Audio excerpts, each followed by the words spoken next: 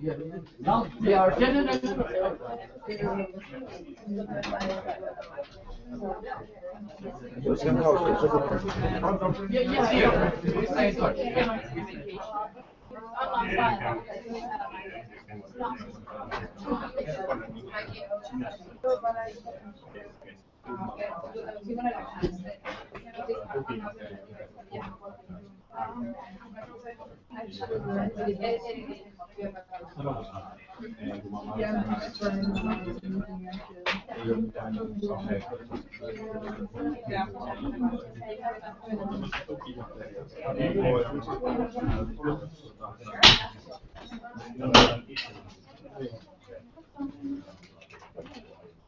Niin, kyllä, näin ne näin. Se nykyään on melkein niin paljon menee, niin se on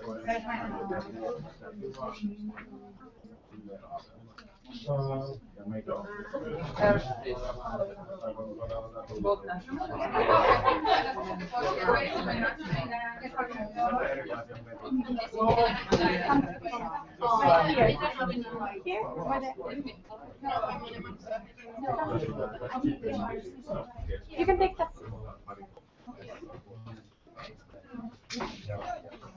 No.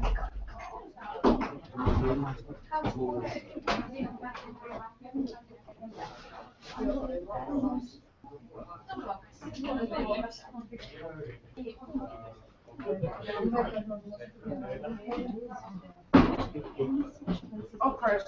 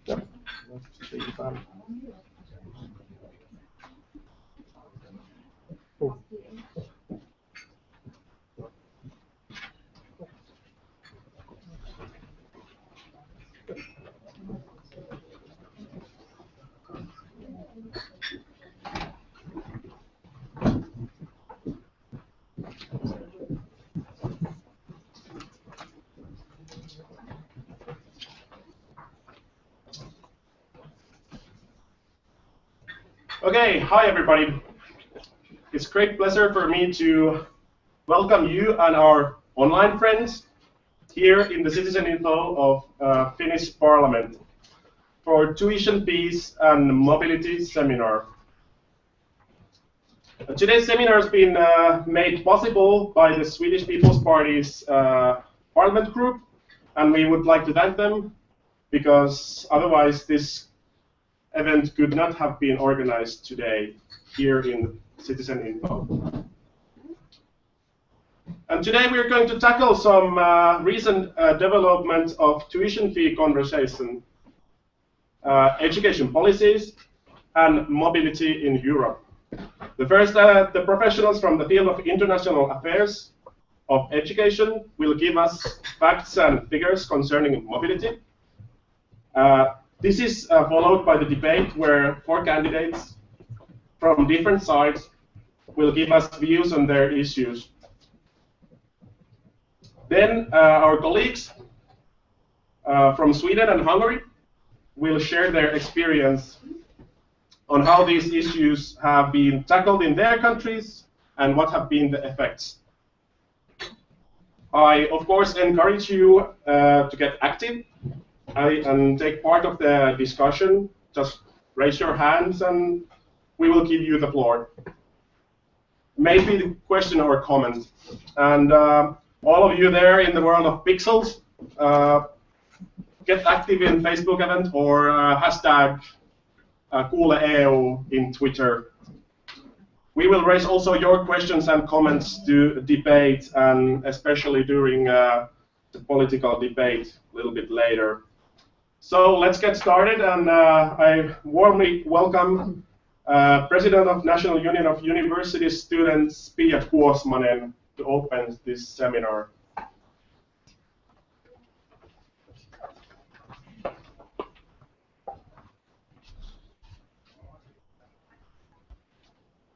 Hello, everybody. Actually, yeah, this is better. So, why tuition fees and why mobility? Why are these actually the topics that we've chosen for today? Surely we all agree that there are many pressing issues at the moment in Europe that we could tackle when we gathered up such a great group of people. But we must not let ourselves think that just because something isn't immediately pressing, it isn't necessarily important.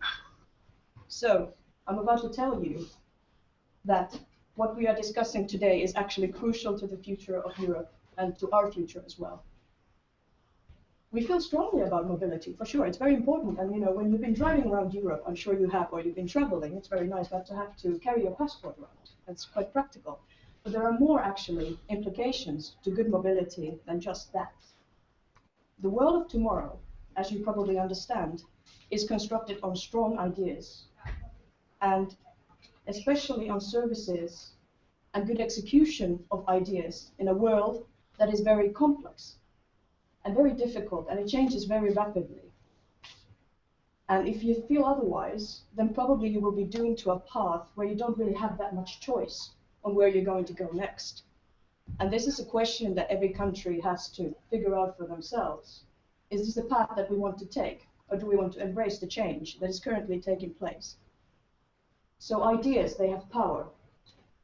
And acting and building on those ideas is actually true power and the ability to make a change for yourself, rather than just tag along in something that someone else is doing. And education, in particular, is about giving individuals and societies the ability to use these tools and the ability to act on these ideas and ability to make a change. So if we discuss Europe as an area, then we realize that we have about 740 million people. China alone has twice that many, and well, Finland 5 million people. And in China, every year, 6 million master's degrees. Every year, 6 million. So obviously the numbers game is something that we are bound to lose, no matter what we do. But there is something that we can actually compete in, and this is quality, and the quality of our education, and what we teach our young, and what we enable them to do in the future. This is the only way that not only us as individuals, but Europe as a continent, and EU as a society, and as a whole of people, is going to manage in the future. I hope you agree. If you don't, there is going to be a debate, and then we can discuss these things a bit more in detail. However, quality of higher education is an essential to us, and the internationalization of our higher education is also very important, because it widens the horizon of how we think about things, and it gives us the ability to see more than just what is directly in front of us. Like you are now directly in front of me, but I'm talking about something that's much greater than just us sitting here. So we will never really truly understand one another if we don't have the ability and the desire to do so. And this understanding comes through travel, through experiencing different cultures, through talking to people who come from somewhere else and feel things differently and understand things differently. Sharing of ideas is something that creates something new, not just in our heads, but also in our lives. And in that way, it impacts the entire society eventually. And our students, and I mean European students, of course everybody in the world, but now we're discussing maybe Europe, is something that our students should learn early on, in the very beginning of their studies. Because the students are the ones who are going to be building the future. And this is the way they should be thinking about the future. And that image that they should have in their heads should not be one of enclosure, of blind national interest, and especially not one of petty rivalry. It should be one of working together for something together, for a bigger picture. So it must be one of openness, and one of mobility, and a genuine desire to work for those goals. Finland is a small, export-dependent country, far up in the north, very cold, very dark most of the time, very, very, very delightful people, but a little bit silent sometimes. And we need this. We need this internationalization. We need this openness. We're completely dependent on it. And we need to be able to receive all those who wish to work here, who wish to study here, who wish to make a future for themselves here. We must be ready for this. This is the only way that we will ever get further than just this little northern corner in the northern part of the world. And in this debate, it is very important to notice that the talk of tuition fees in Finland is something that is directly opposed to the idea of European mobility and international mobility, and furthermore, the internationalization of our country. So today, we're going to have a discussion about these topics, and I hope many more, and we have some very good guests here with very interesting insights into the topics, and I hope we will have a lively conversation. And I'm certain that once this is done, everyone will be a little bit wiser and think about things a little bit differently, and hopefully start making a change in their own lives towards something better. So I thank you for these open words, and I wish you a good seminar on behalf of the National Union of the University Students. And I would also like to invite my good colleague from the National Union of Universities Applied Sciences Students, Toni Asikainen, to give you a few more words just to get you guys going. So have a nice seminar, and thank you.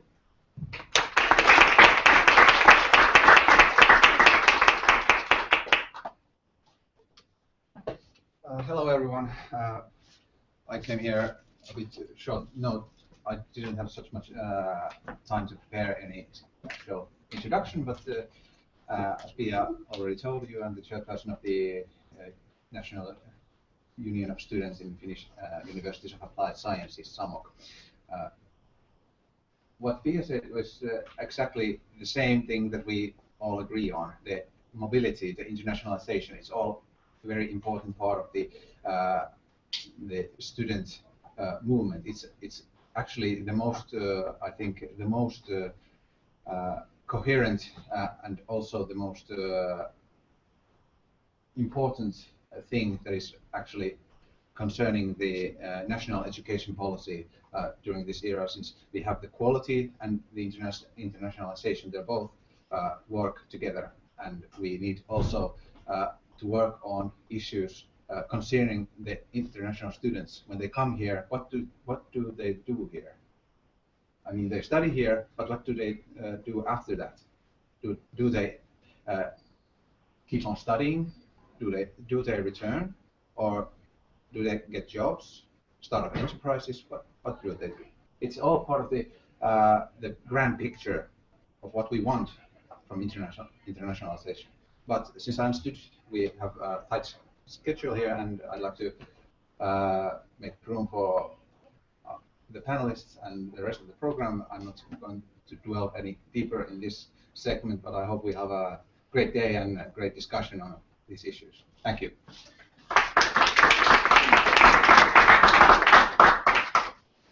Welcome on the behalf of me as well. I'm Hilkka Kemppi. I'm a board member in SYL and responsible of international affairs. And the next speaker is going to be Markus Laitinen. He's working in the University of Helsinki and the head of international affairs. And he's going to tell about the strategy for the international higher education. You're welcome, Markus. Thank you very much.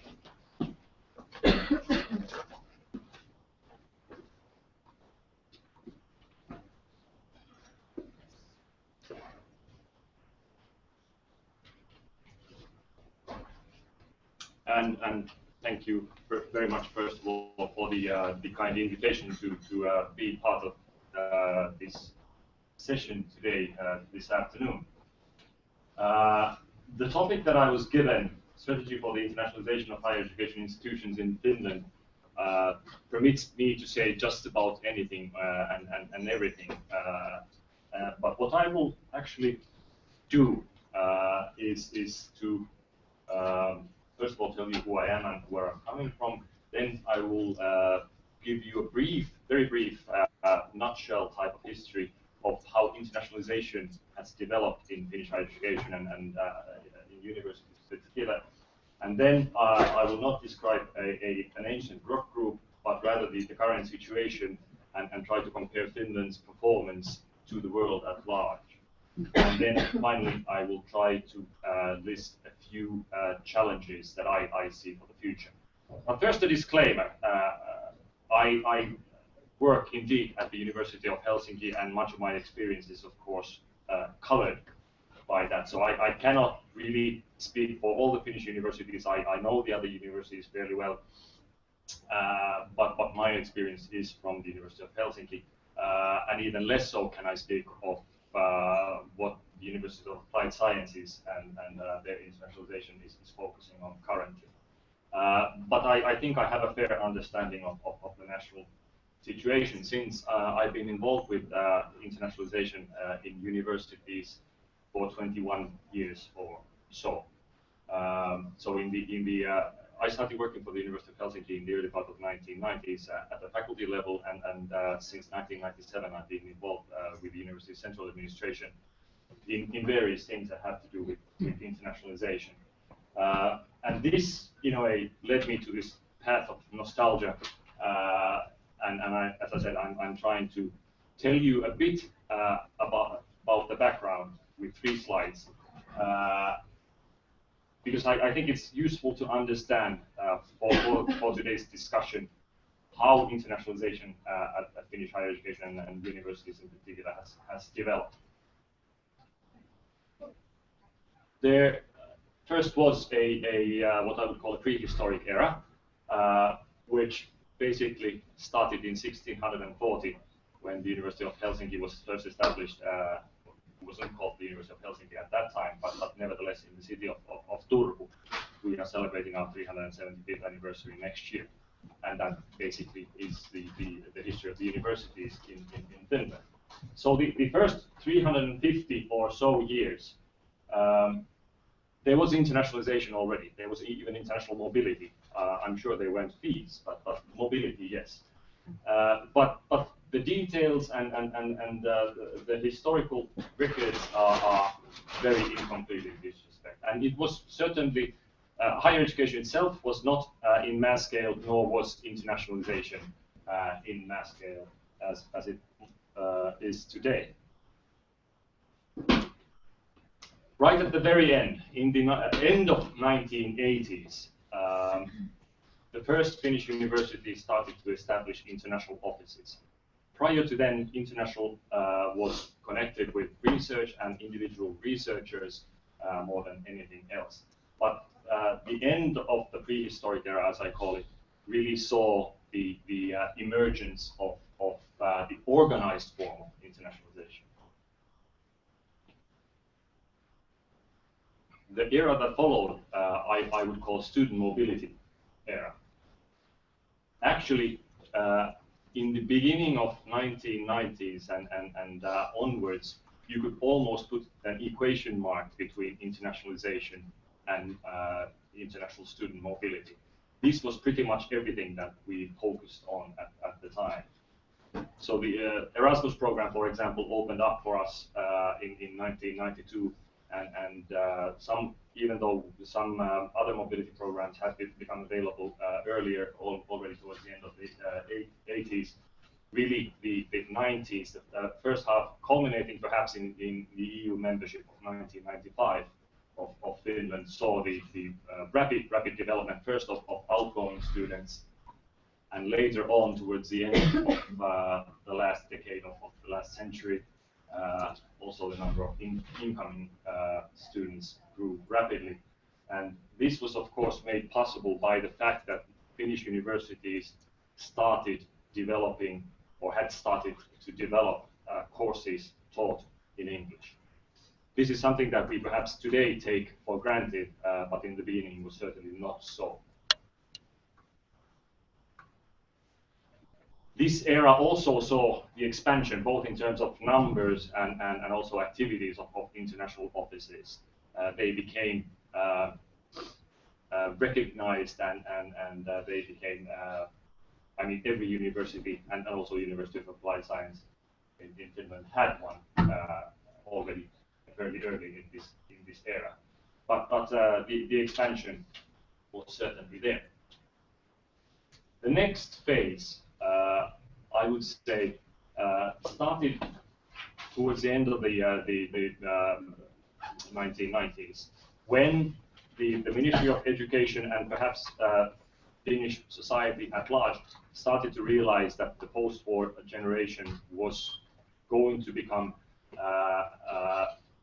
retired fairly soon, and that the country would need new intellectual capacity, and therefore international degree-seeking students gained very much importance. I mean, they started to appear for the first time in national strategic documents, and even though universities had had students before, the way students and student services were approached were much more serious and much more concentrated.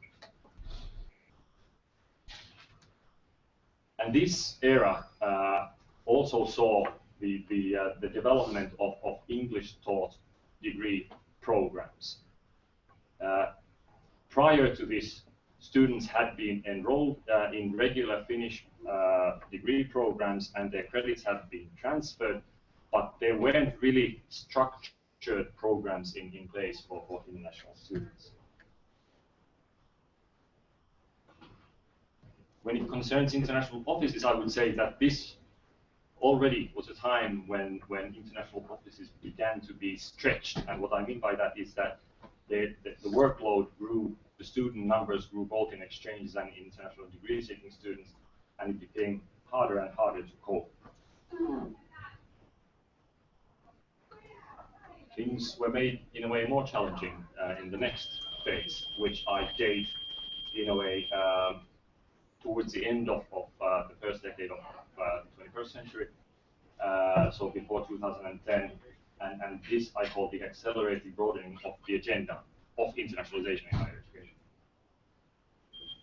We began to discuss and talk and address international issues related to international staff, transnational education, branch campuses, MOOCs, fees, rankings, strategic partnerships, university alliances, global social responsibility, and so on and so on. Internationalization today is much more than we thought it to be when I started my career. The question that this raises is can international offices in universities cope with these pressures? And my answer to this is no, they cannot, they should not, because we are either already in the era which I call embedded era, and I will explain the term in just a second, in which internationalization cannot be thought of as being something that a single office at a university can deal with. Internationalization is thought to be, institutionally thought more holistically or in a more all-encompassing way. And not only rhetorically, because internationalization is basically, at least for universities that live in a very competitive research environment, internationalization is not just something extra that they can do or can do if they so want, but rather a absolute requirement. The competition for best brains, as I would call it, is very intensive indeed. So, I mean, already in the very early phases of organized internationalization, many universities spoke highly of internationalization and its importance. But I would say that by and large it was mostly rhetorical. It was mostly saying the right thing. But now in this embedded era, in which internationalization is part and parcel of all the university's activities, in research, in education, and in their support functions, it has to be everywhere.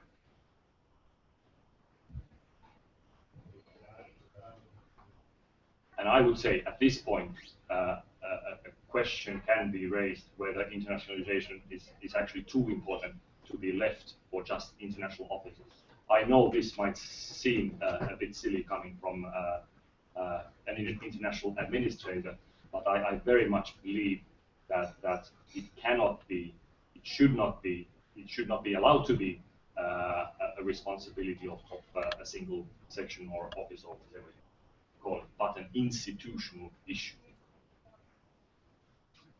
Okay, more changing pace a bit. Status quo, where are we currently? And this is, I should perhaps put a disclaimer on this, purely my personal points of view. Not result of any particular study or analysis, but rather something that I have come up with myself. Finland, I think, does very well when it comes to student mobility, both incoming and outgoing. The flows are fairly well balanced compared to some other countries, and also institutionally. We have I think, among Europe's or even world's best understanding of what is happening. I mean, collection and compilation of data that Juha will probably talk to you about next is exceptionally good here. So we both do activities very well, and we are very aware of what is happening and where changes are taking place. Research collaboration. I was wondering what grade to give this. And by the way, this is on a Finnish school grade from 4 to 10. That wasn't clear. Research collaboration, 8-. I think we have units and centers that are doing exceptionally when it comes to international research collaboration. But then again, we have still units and researchers that are too domestically focused for the universities. International academic staff. This is a more recent addition to the focus areas of internationalization at universities, and it's still in a way emerging. How do we receive international staff and make sure that they integrate into the society and also into the university system? Agreements and networks. I didn't really know how to grade this, but I know that these are becoming much more important today. University networks have existed and agreements have existed for a long period of time, but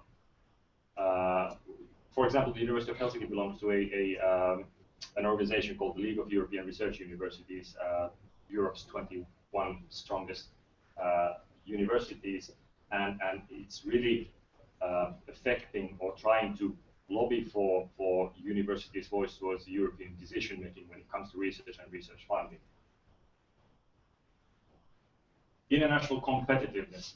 I think the workshop was opened by referring Finns to as being silent. I'm not sure if that's the case, but I do hate it myself that we Finns tend to be too modest and thinking that our universities, for instance, are rubbish, because indeed, at least in my view, they are not. Bengt Holmström was just cited in the Helsingin Sanomat, the local Finnish newspaper, saying that the good material that Finnish universities get from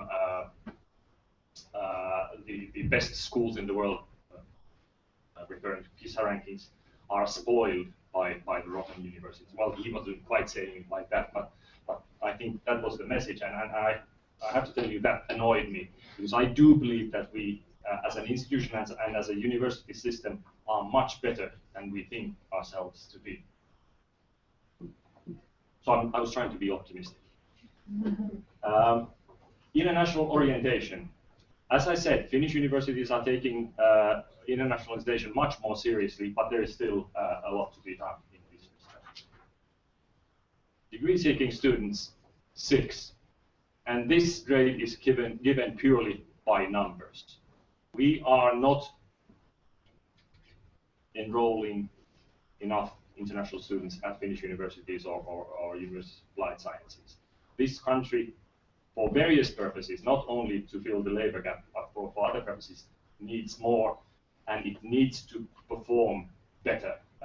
It needs to attract more students and also the best students. And I think there is a whole lot of work to be done in this respect. Rankings. Again, a common misconception is that Finnish universities, because they are not all in the top 100, are rubbish. And this is a misconception that I want to abolish.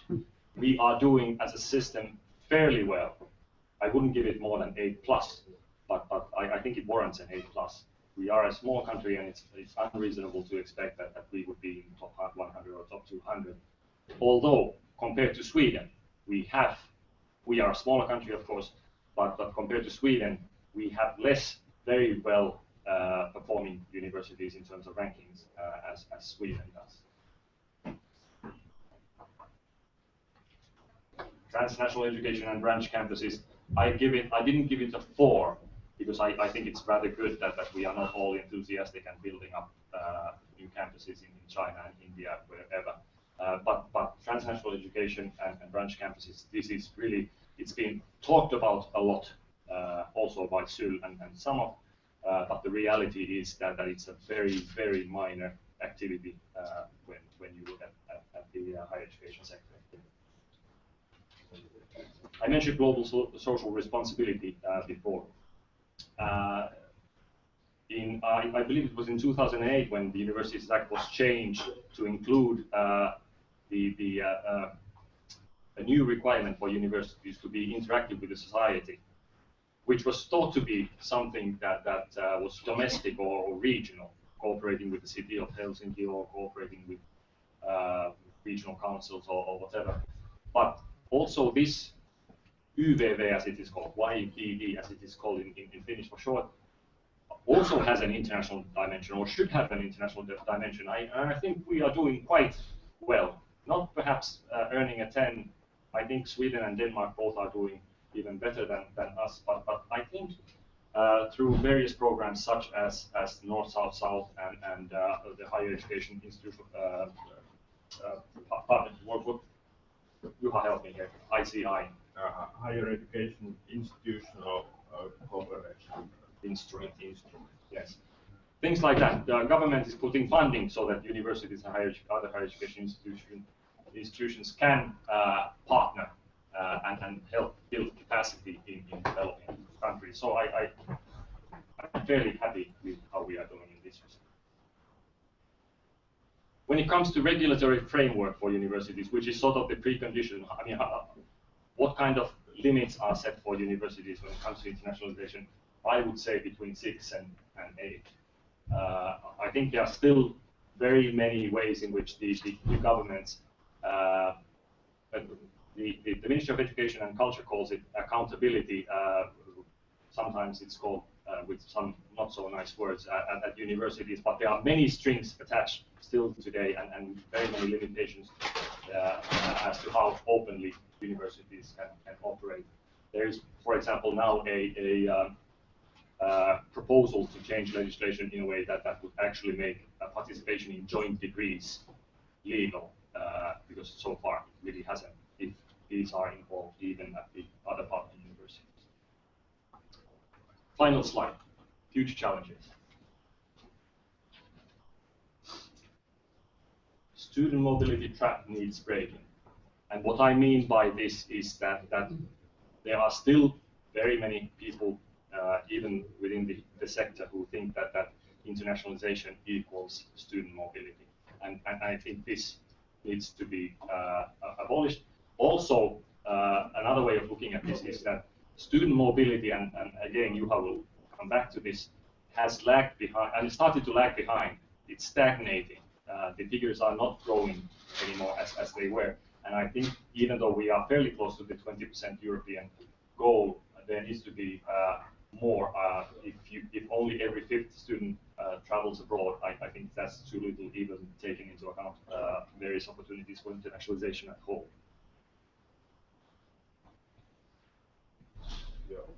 Integrating international staff and students has to be ensured. At the University of Helsinki, every 5th academic employee is a non-Finn. Every 5th.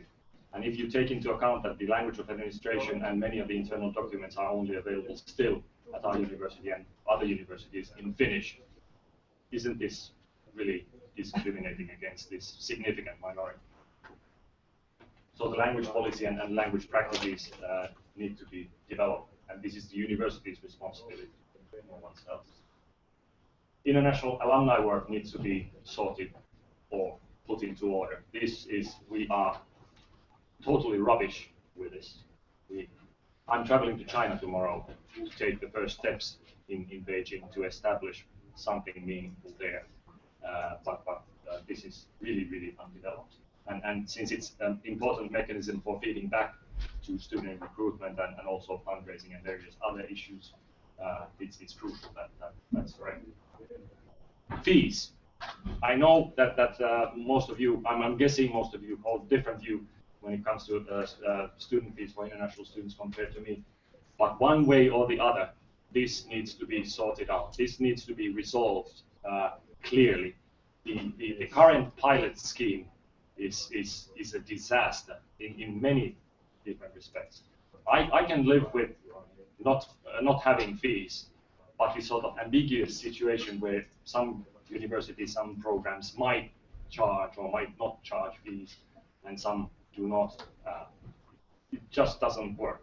I mean, Finland is competing against very serious countries in student recruitment for the best brains, and we cannot allow an ambiguous tuition fee situation to remain, especially because of the current financial situation, or the government is cutting our funding.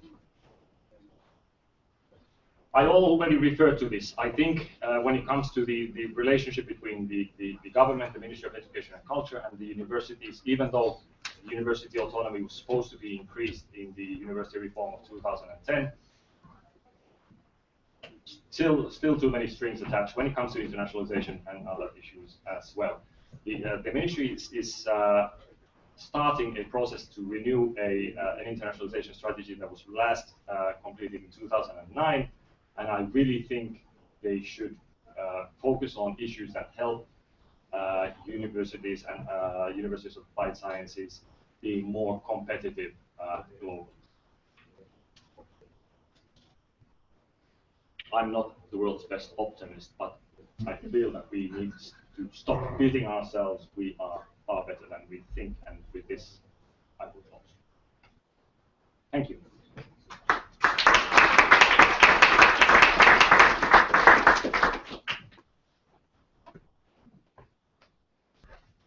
Do I stay here for questions or? Maybe we can take them together with Juha as well. Thank you for your great presentation.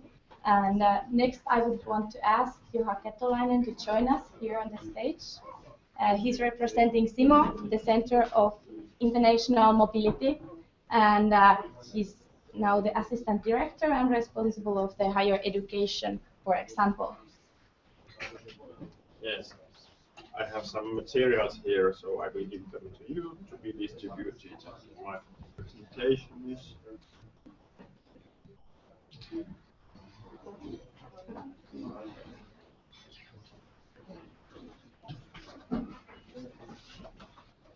Okay.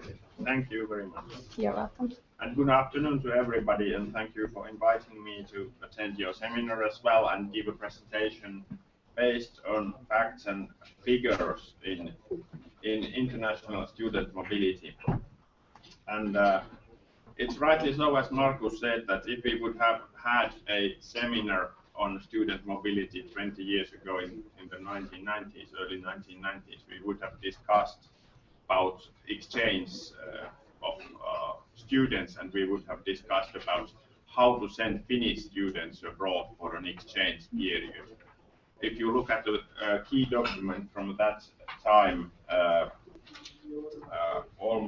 was almost not possible to think that somebody would come to Finland. So that was the basic thinking at that time, that not many international students would ever come to Finland. And that was also the time when the kind of key strategies behind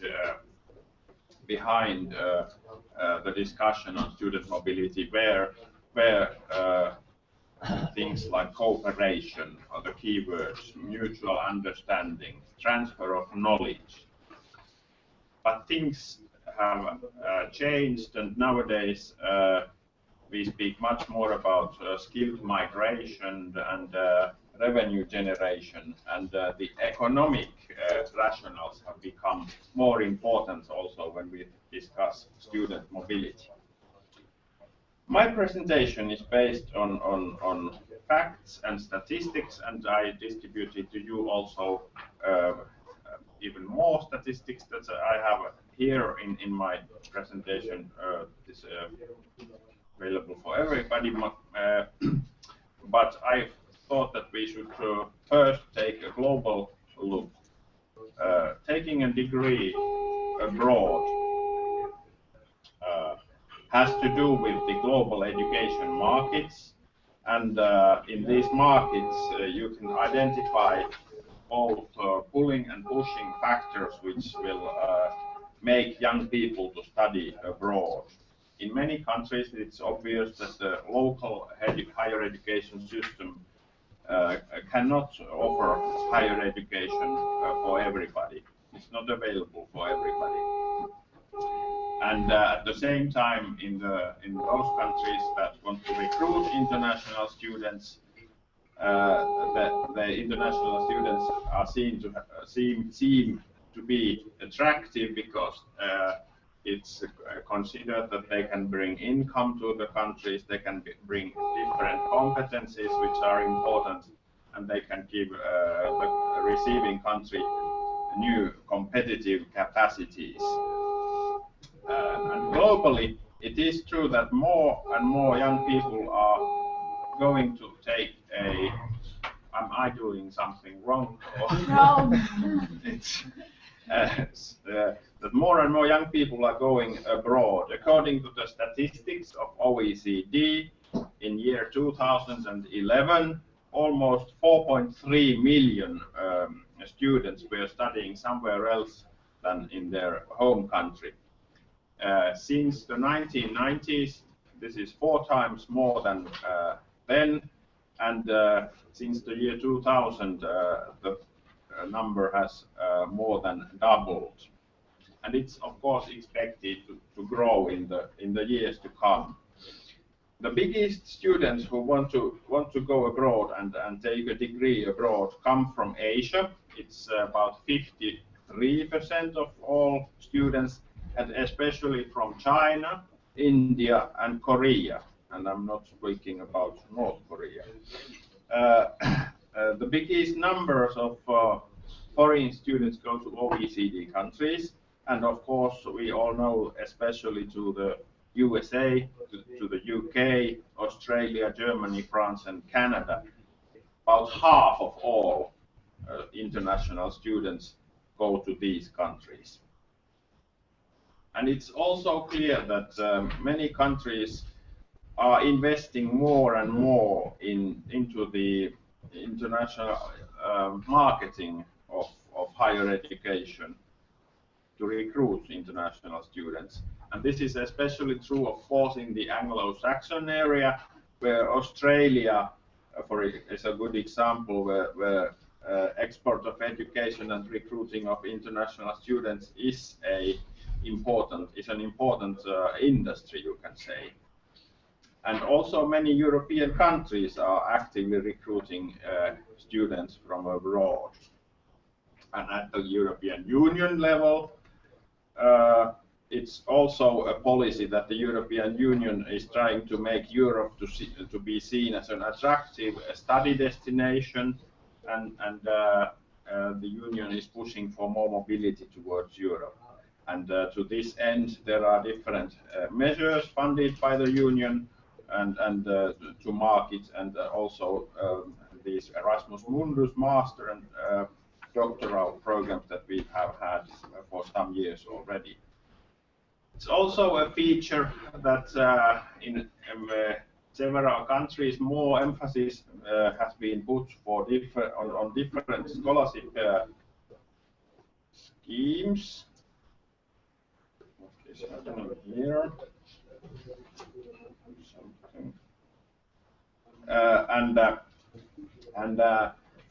Especially in those countries where you have tuition fees, and in the materials that I distributed to you, I just took 2 copies from discussions in Sweden and Denmark, where after the tuition fee solutions, the number of students, especially from outside Europe, has collapsed, and now there is big concern about that.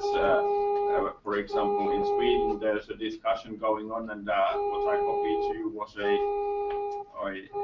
input from rectors of Swedish universities and some most important companies managers requesting for a new scholarship program. And the Danish government has also just in this month introduced a new scholarship scheme in order to attract talented students. And also in Finland, if we look at Finland, our strategy that was mentioned, the national strategy that was mentioned by Markus, is encouraging Finnish higher education institutions to recruit international degree students. And as was also came in the presentation of Markus, there are a lot of study programs available in English for these international students. Currently, there are about 400 degree programs in English available at bachelor and master's level. Of course, at the universities of applied science, these programs are typically from 3.5 to 4 years, bachelor programs, and the universities have the programs at the master level for 2 years. And if you look at the subject areas, most of these programs are in the fields of engineering and business studies. And some higher education institutions are trying to help recruiting international students even by organizing entrance examinations abroad. And admissions procedures, application procedures are being developed, taking into account the needs of international students. The numbers, or maybe a few words about the exchange students, even if they are not in the focus of my presentation now, but we have currently a rather balanced situation in Finland as far as exchange students are concerned. About 10,000 students from Finland going abroad and 10,000 coming to Finland. Here, the big difference is with the countries. This exchange mobility is very much centered on Europe, and the most important tool to run exchange programs is the European Erasmus program. I think it is about 70% or around 70% of all incoming mobility to Finland for exchange periods is through Erasmus, and half of the outgoing mobility, roughly speaking, is through Erasmus.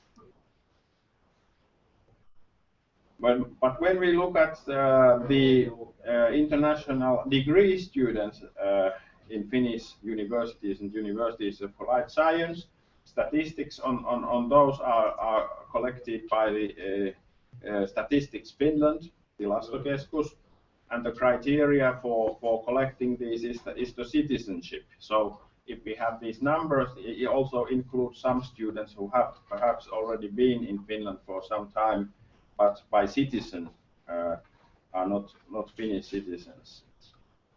And the figures and the development has been quite rapid, and we are approaching 20,000. We are approaching 20,000 international degree students in Finnish higher education, and this is divided quite evenly between universities and universities of applied science.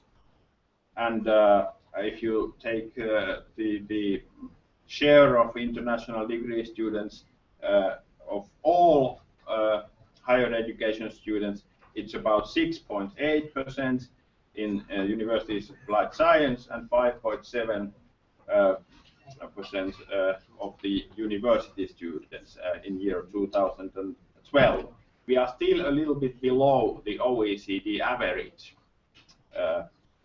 But we are speaking still already on about quite a considerable number of students. If we take both degree students and exchange students, we have about 10% of all students in Finnish higher education being international at the moment.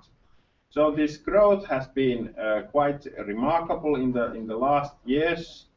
And since as you see, since the beginning of the year 2000, it's been 3 times, or it's tripled, and it's been especially rapid after 2005. Behind this growth, of course, there are also global trends, especially in Asian and African countries. You can see that many young people there are seeking a higher education abroad because they can't get it in their own country, or they feel the magic power of universities abroad, or some other reasons. But on the other hand, the more and more active recruiting procedures in Finland are also a factor behind this. The study programs in English I mentioned, development of marketing and admission procedures. Those figures and materials that I distributed to you include also some information on student mobility on vocational education and training. This is just a remark, maybe just it's an additional bonus to you. But if you wonder what does it mean when we have some figures concerning vets? So it's vocational education and training, because also in that sector of education things are happening. Well, where do we have the international students when we look at the different subject areas? Most of them are studying engineering and business or social sciences. More than half of all international degree students are in these 2 areas, so engineering and business. And that's of course where there are also most of the biggest number of study programs in English are available.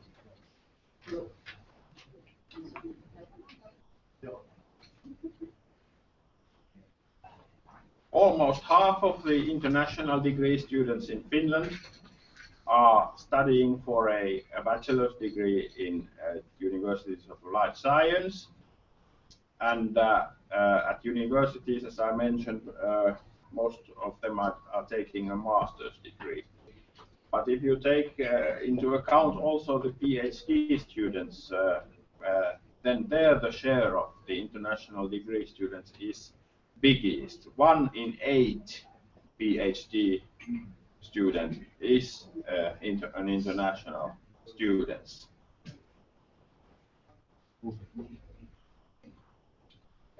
Then, if we look at the mobility flows and regions and continents, most of the international students to Finland, the degree students, come to Finland from Asia and Europe. And since 2005, there has been some change here. The share of Europe is becoming smaller, and the share of especially Asia and to some extent Africa is growing. And what is an interesting comparison with some other countries is that if we take Finland and compare it with, for example, Denmark and Germany and the Netherlands, we see that more of our students, international degree students, come from outside Europe, so less European than in these other countries. For example, in Denmark, nowadays 80% of international degree students are from Europe.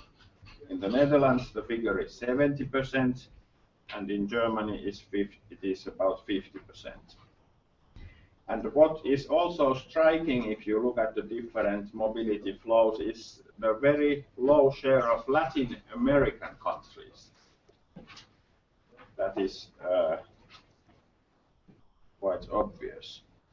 Then if you take the nationalities and the different subject areas, you can find out that in areas like humanities, educational sciences and cultural fields, there are more European students, but on the other hand, especially in engineering and natural sciences, Asian students dominate, and in social and healthcare studies, the African students are very well represented there.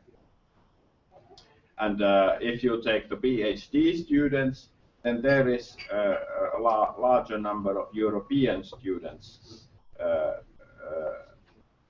available. And if you take the master level students, then it's Asian students well represented there. The African students are well represented in taking the bachelor's degree at the universities of applied science. So there are kind of differences also in that respect. I have distributed to you also a table showing the countries of origin, and I don't have it here in my PowerPoint presentation, but it's both surprising and not surprising. The two biggest countries, sending countries, have been for a long time China and Russia, and that is not. I think it is not so surprising. There were already quite a number of Chinese students in Finland already in the 1990s. So there are these traditions.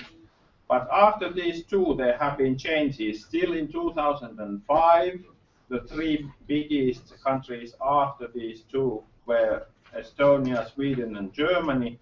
But now, as you see from the list, in some years to the top of the list, we have had non-European countries from Asia and Africa, like Vietnam, Nepal, and Nigeria, with very high growth rates. And maybe it's quite interesting to see that in the long list of countries, the share of European countries is rather limited nowadays, and compared to some other countries. Then some words about degrees taken by international students in Finland and staying in Finland. Also there, it's Statistics Finland that collects this kind of statistics. And in 2011, some 2,500 international students took a degree. And it's more than doubled since 2005. And of course, this follows the pattern of the number of students.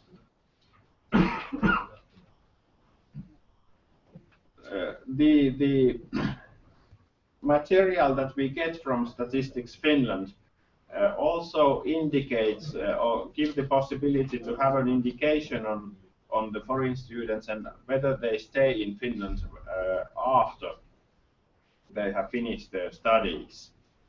And according to the if we combine the degree statistics with for example with statistics on employment, and if we take those who took a degree in Finland in 2010, 45% of them were still employed in Finland after 1 year after graduation. So this is not the image that we sometimes have in public, that all the international students come here and then they go and disappear abroad. This is not true. There is some uncertainty in these figures and in these registers, but this is the big picture, it seems to be.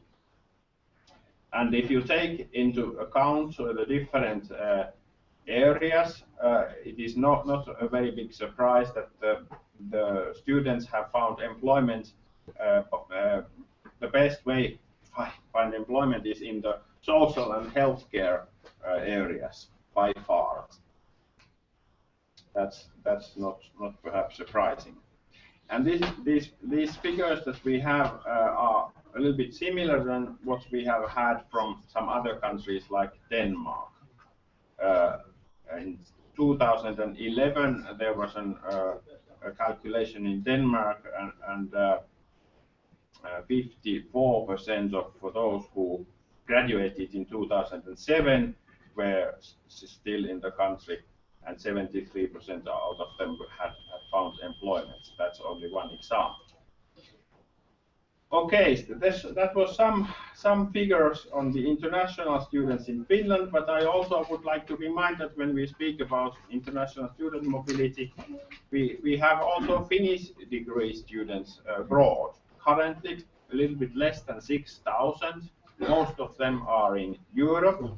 2/3 are in countries, in 3 countries, which are the UK, Sweden, and Estonia. And this pattern has been there for a long time. But this number is slightly going up, the number of Finnish students taking the whole degree abroad. I have to say that these figures are based on the Kela statistics, so the healthcare Institute of Finland is giving these figures. We don't have other statistics on Finnish degree students abroad. But it is still clearly less than in other Nordic countries where there are traditions, and also the student financial aid systems to support students better in this respect if they want to take a degree abroad. Okay, I have given you a lot of materials and a lot of figures and numbers, and maybe I will now conclude by just saying a few remarks, and from the perspective of Simo, and when we are discussing about these international degree students. I think it's clear that we need international students in Finland, and it's clear if you look at the long historical development in Finland. As was mentioned, we are a country depending on foreign trade, and the opening up of our country since 19th century, if you take a very long perspective, it's a big kind of an development in the history of our country that we have tried to utilize the opening of our country. Our experts bring, if we put it very simply, our experts give us the money, and all the other international links have been there for giving us all the other necessary factors for development. I'm trying to say that the wealth of our country is depending on internationalization and opening up of our country. And this is the big success story of our country also after the Second World War. And we should not forget that. And in that big context, I think that we need international students here in Finland. And we need to pay more emphasis on integration of international students in Finland. There's been a lot of discussion on this, but there is still a lot of room to do, and also to teach national languages to international students to make it easier for them to find employment and integrate into the Finnish society. And if we are speaking about these tuition fees, sometimes I really miss the larger perspective. The discussion is very much on the fees, but we should take the larger picture. And if we take the international students, they have a by far larger economic impact than just tuition fees. They have received their education before they enter Finland somewhere else, and when they are here, they are they are paying for the rent and so on, and if they stay here, they work here, and they pay taxes.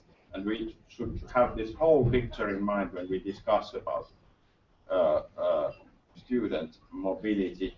Unfortunately, we do not have exact economic data yet on the economic impact of international students. We do have it from some other countries, and it all indicates that it's a positive impact that the international students have.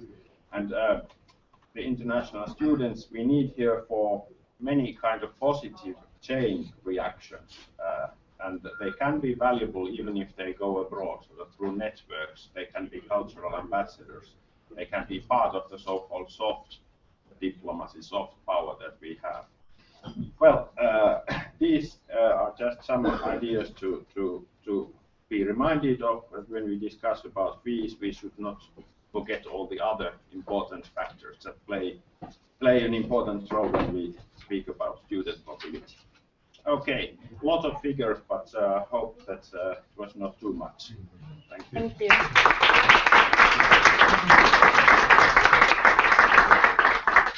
Thank you, Mr. Ketolainen.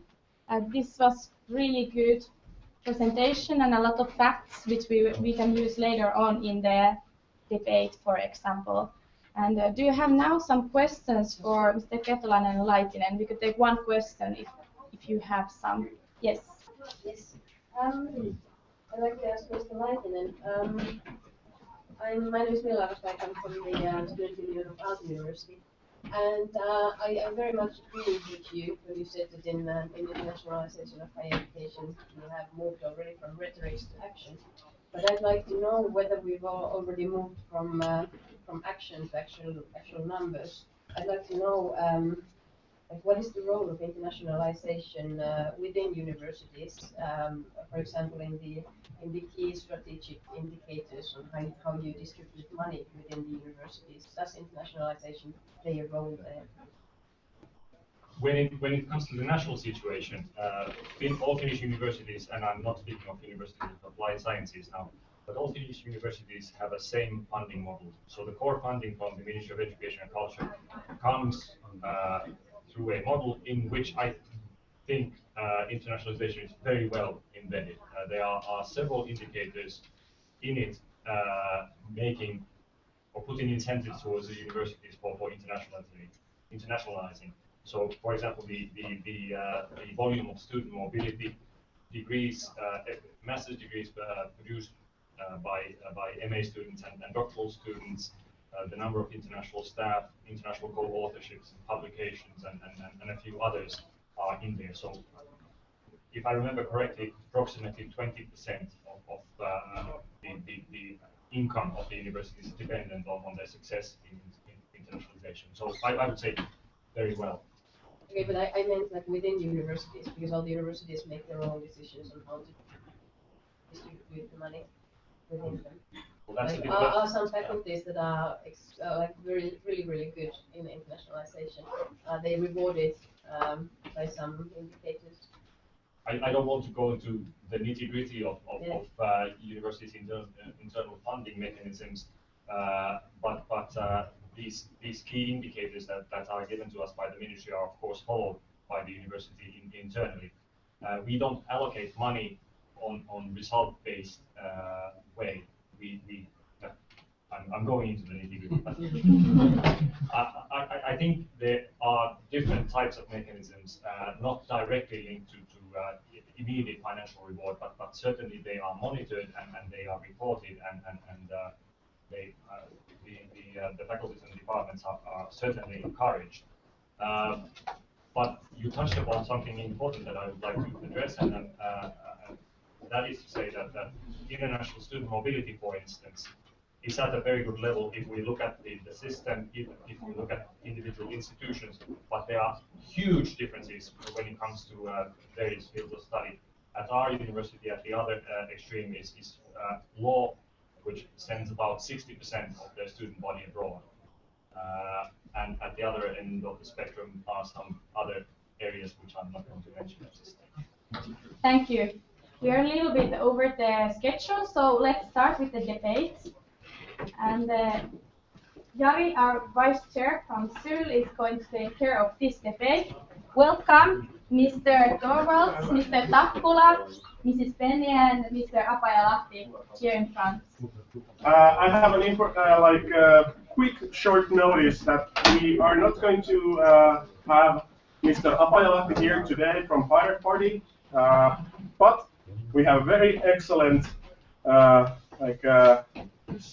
do you call it, replacement for here, and we're going to have Markus Laitinen to replace Ahto, so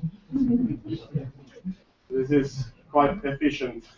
Not representing particularly the Pirate No, Party. no. But maybe University of Helsinki, maybe. University of Health.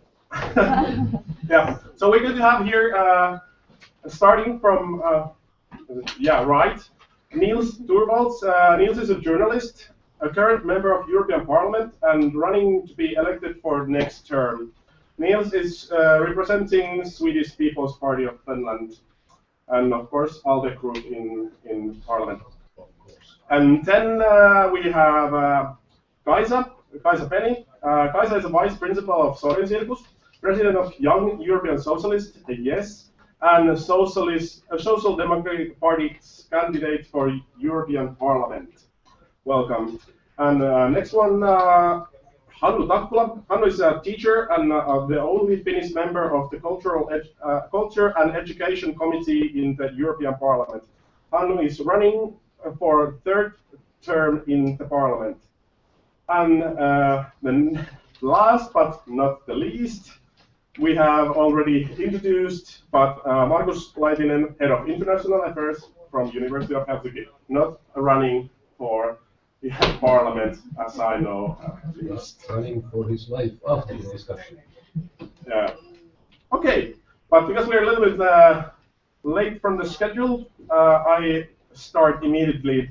And I first grant everybody a starting speech about, they can introduce themselves a little bit, not too long.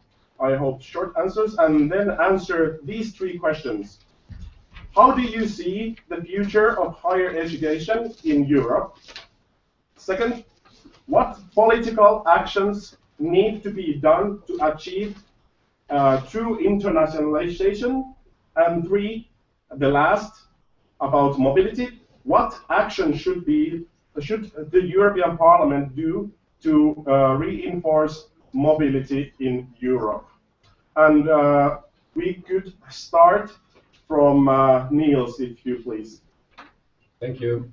For all those who had some problems getting a decent education, I can assure you that you can get a decent education even if you are a pupil getting fired from the school 2 times, which was my record.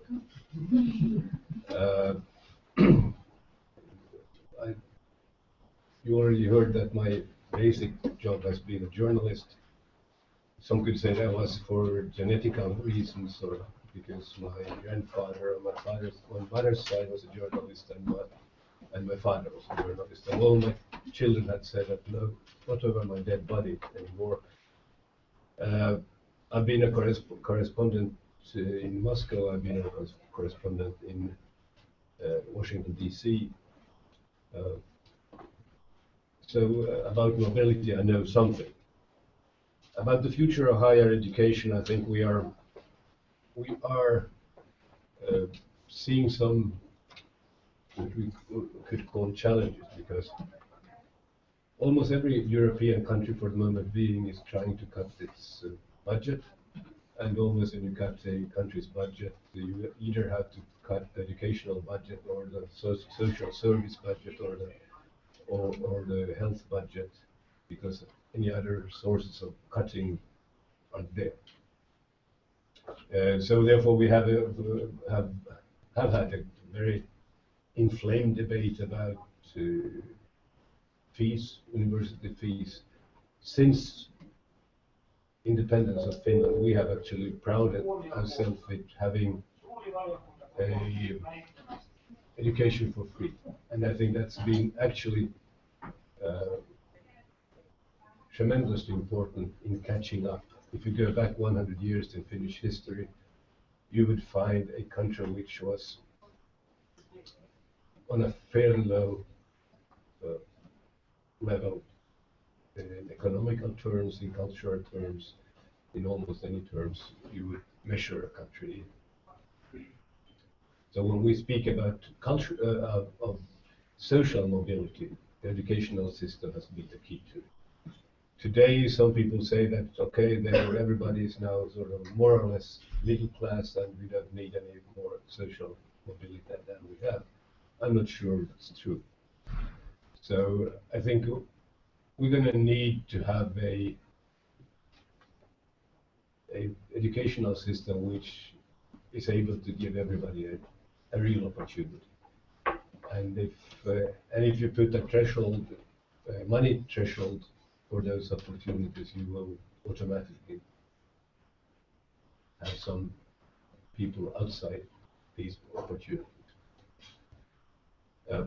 My personal experience from my assistant in the European Parliament says that they have all been studying for 1 year or 2 years in some other country.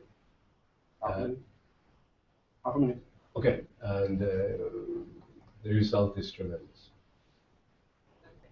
The possibility to see your own culture from another perspective, and the possibility to go into another culture is actually tremendously important, and we should all need it, and I think that's what we should be striving for. Thank you. Guys. Thank you. Thank you for the invitation, first of all, and thank you for organizing this kind of a debate and anyway the whole seminar, because I think the topic is very important.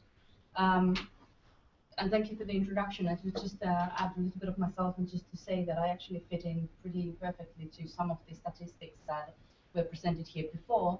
I'm a Finn who moved as a degree student to UK and did my studies there, then returned here as a postgraduate student, and have also well, I'm not quite graduated yet, but I'm still a student at the Helsinki University also, although well, let's just put it this way, I haven't been very active for the past some time in my studies. But yeah, I share completely your point of view in that moving abroad and having student mobility, living in another culture, looking at your own culture from a different perspective is extremely important.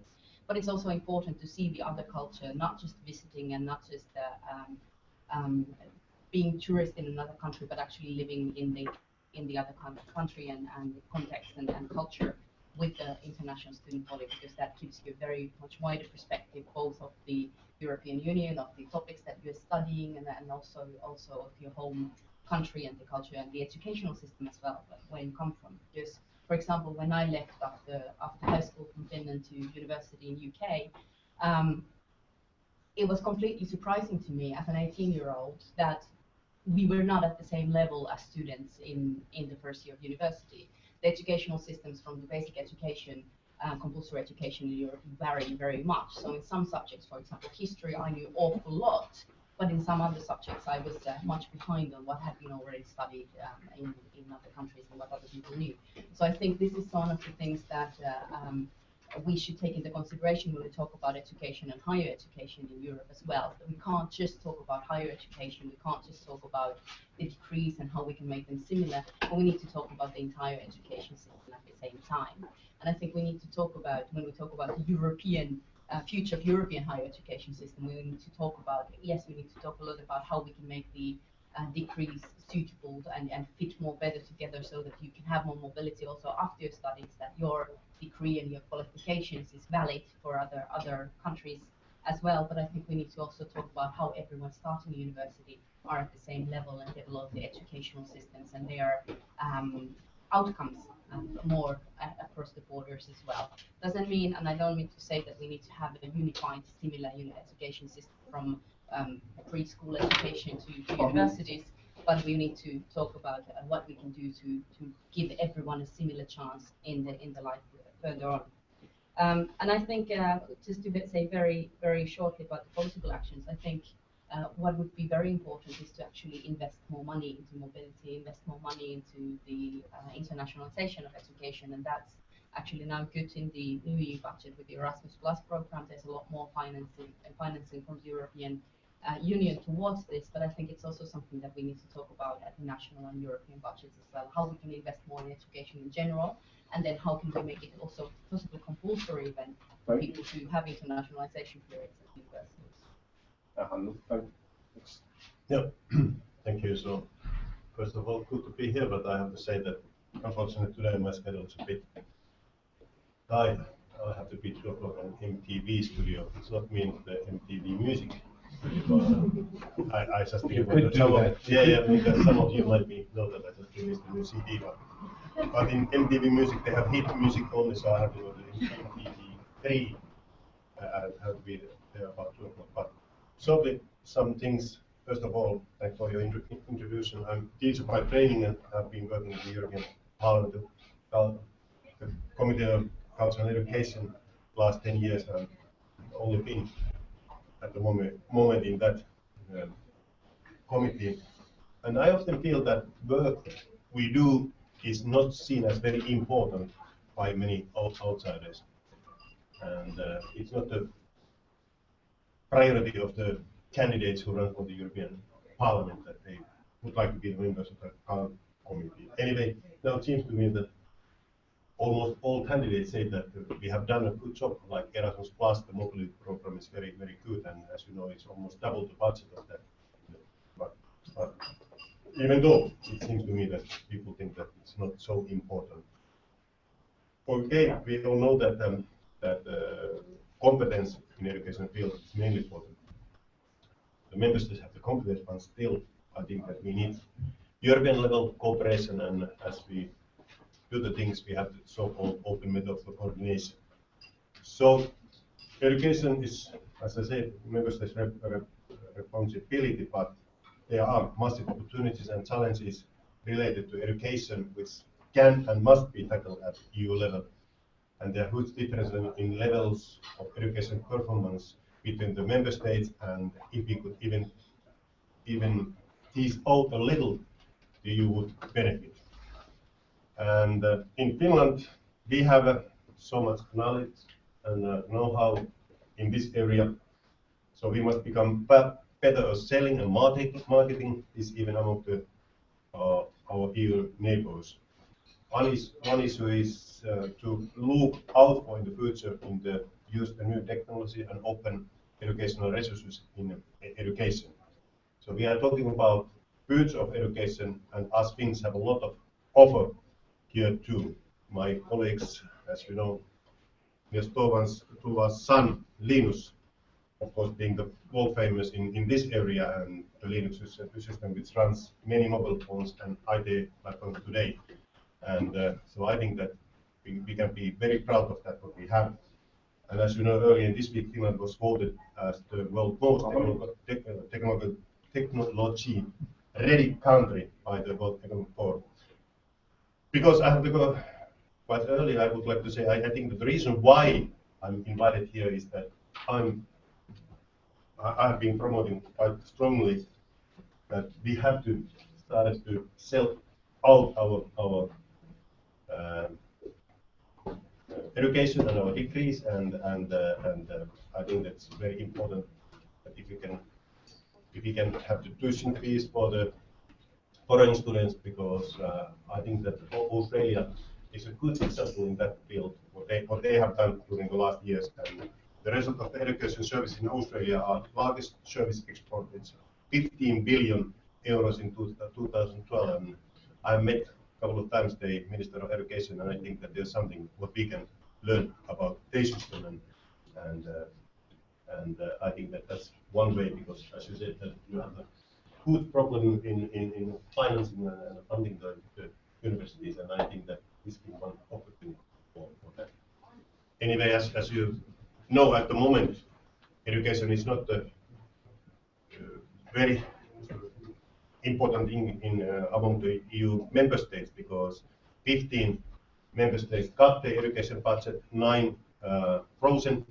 Finland was one of them who cut, and then only 2 member state increase a little bit the national education budget, and those two countries were Poland and Lithuania. So it seems to me that at the moment, member states don't see or don't think that education is important or useful tools when we fight against the economic regressions.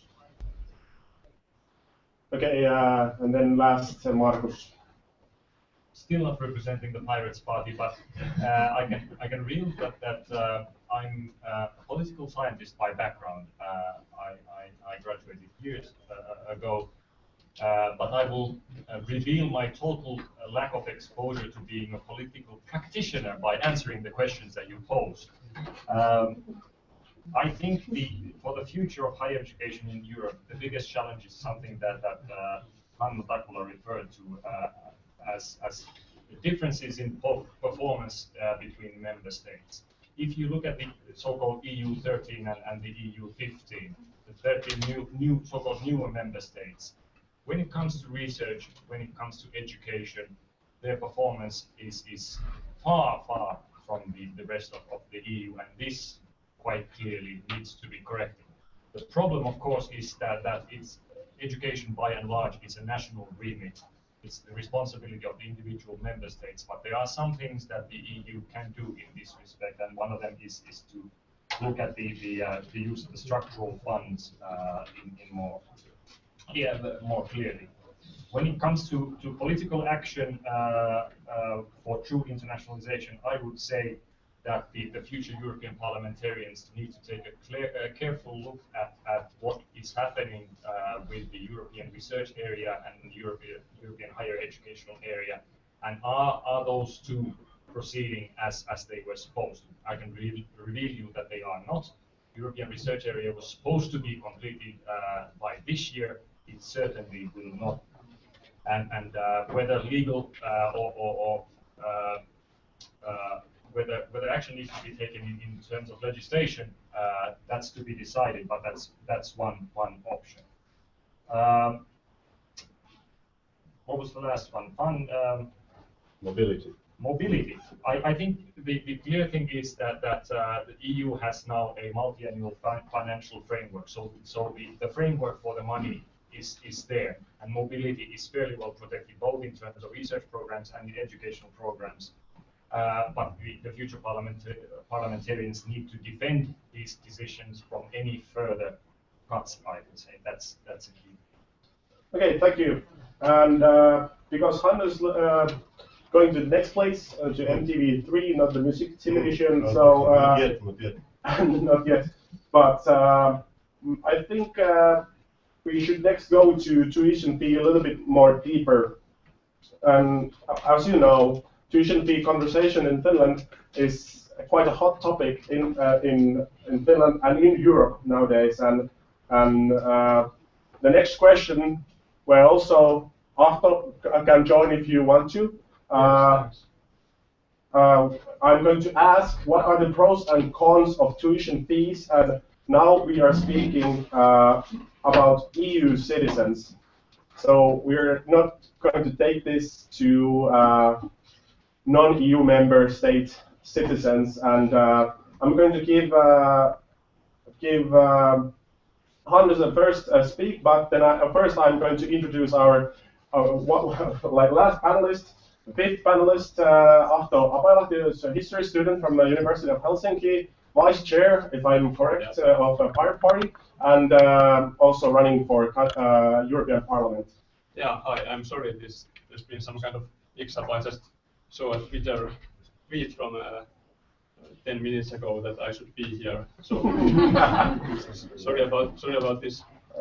This campaign time is a little bit, I don't know where you should be at what time. So yeah, sorry about this, but no problem. Twitter is by far the fastest social media now. So this is how we got out of here in 10 minutes in Twitter. But yeah. So this is the question: what are the pros and cons? And we're talking about EU citizens, which means also Finnish citizens. And what do you think about? And Hannu first. I have 2 minutes, please. Yeah, I don't have any more time, so I have 3 assistants. Harry and Erja and Vesa. They all have studied in UK. Vesa did his doctoral thesis in Cambridge University. And European, and as you know, UK, even though the Cameron is Prime Minister, they are still members of the European Union. And he had the tuition fees there. Also, Harry and Erja, they studied at the Newport College there. They had the tuition fees there. So I think that, now it might be 2 countries, Finland and Luxembourg, who don't have any tuition fees at the moment inside the European Union. So if you can study, I think the principle is good that within the European Union is free education. I think that has to be some kind of aim and goal. But if you study somewhere inside the European Union, if you study in the UK, it's not free for you. Why not we give the free places for them in our universities? I think we have to, have some kind of, how you say, vastavuoroisuus, that's what we're looking for. A reciprocity between the countries, that's the word what that's the thing what I'm looking for. Because I think that it's very stupid that, if we just, our universities run out of the money, and then we give the free scholarship for the students, I think that we have to find out, the way how we can have the tuition fees. And of course, in Finland, our first priority is to give the free quality education for the Finnish citizens. That's what I think. Yeah. Thank you. And next, I give the speech to Kaisa.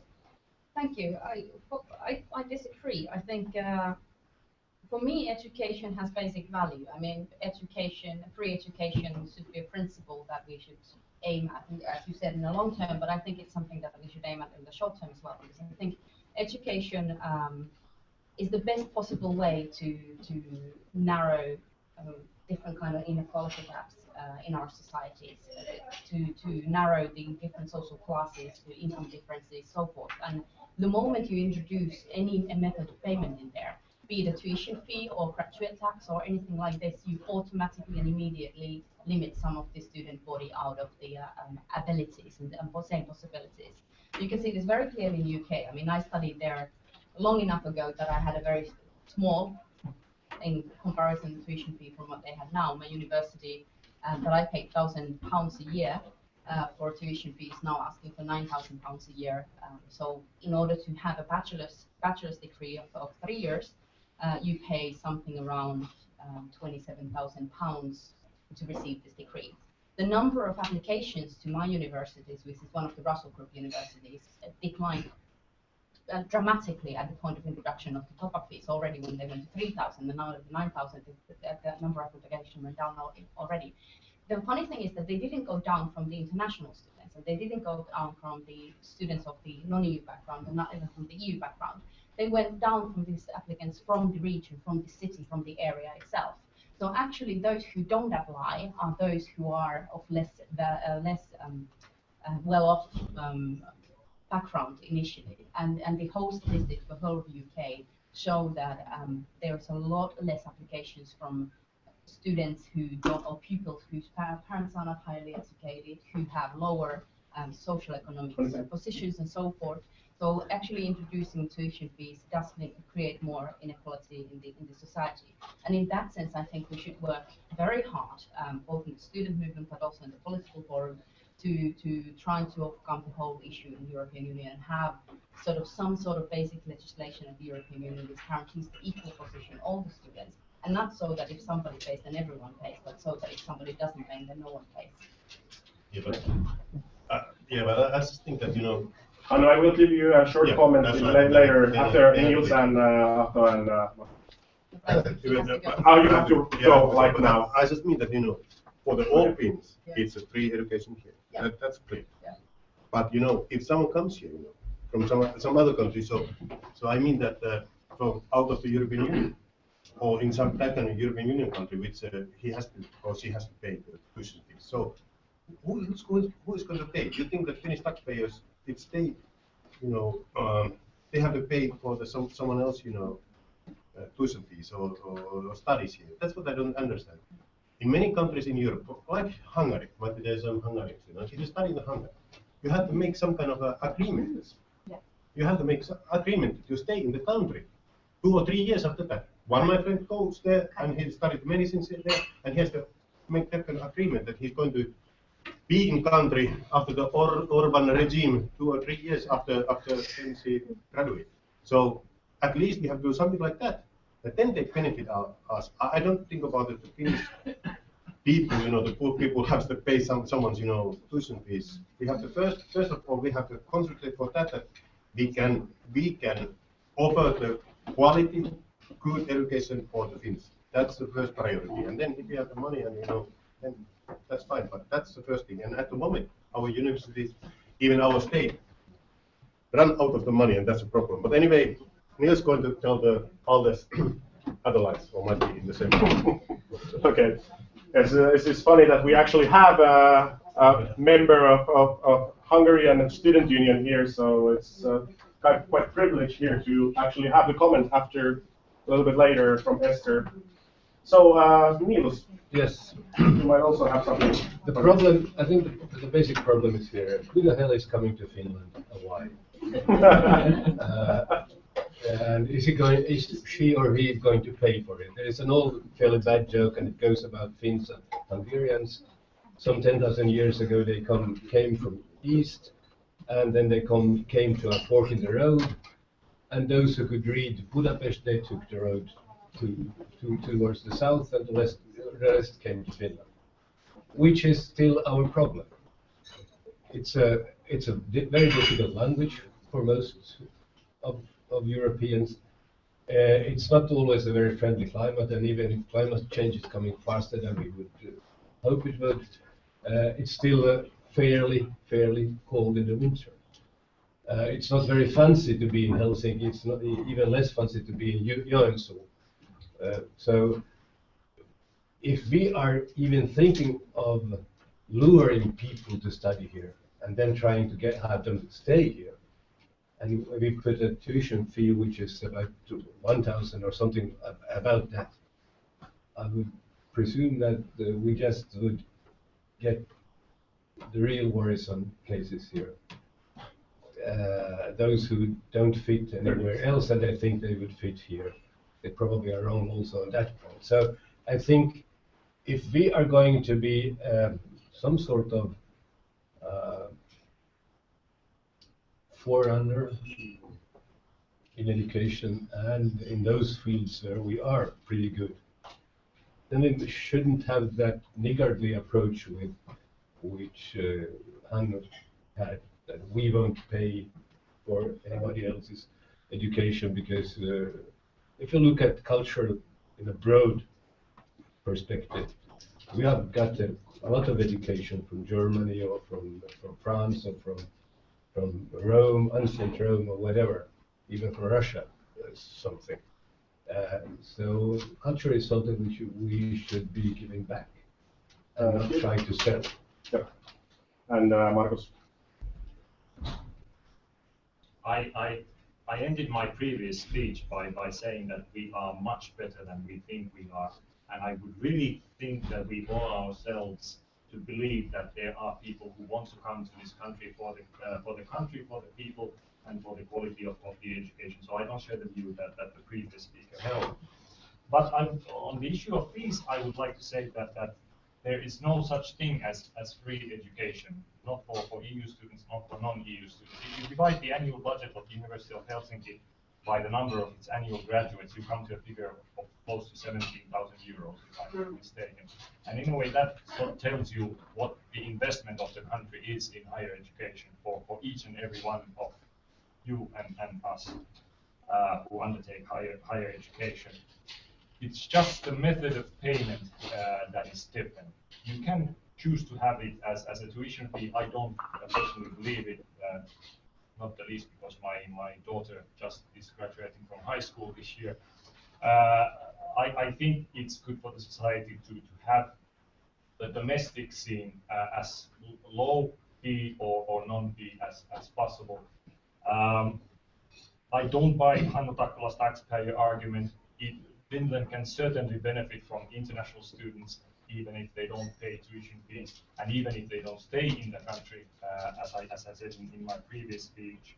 And finally, I am a staunch supporter for fees for non-EU students, not because of the taxpayer argument, but because from personal practical experience, I know that that's the only significant way in which you can increase student numbers in this country, international student numbers.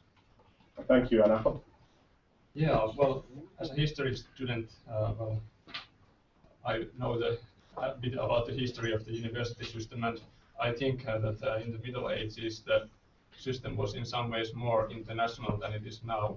I mean, the idea of free movement and everybody being able to study anywhere they want was very much there in the Middle Ages, and then after a couple of centuries of nationalist rhetoric, now we have people like Hannu Takkula who says that no, this system is first of all national and not international, but the university system originally was international, firstly international. And I think science has no borders, so universities or university tuition fees should not create borders between countries. And I think it's clear from previous speeches here that was already mentioned that tuition fees really actually do make the education gap between well-off and less-off greater than it is, and it already is big, and I don't think we need to make it any bigger. That would also only create problems in the society. And just for the background, I mean, the Pirates parties are quite an international movement with a lot of young people involved. We have in 15 countries, in the election we have over 200 candidates in 15 countries, and many of whom are young and quite poor students, such as myself, and who have international mindset and who would like to study and participate in education in different countries. But I'm quite sure that all kinds of tuition fees are a real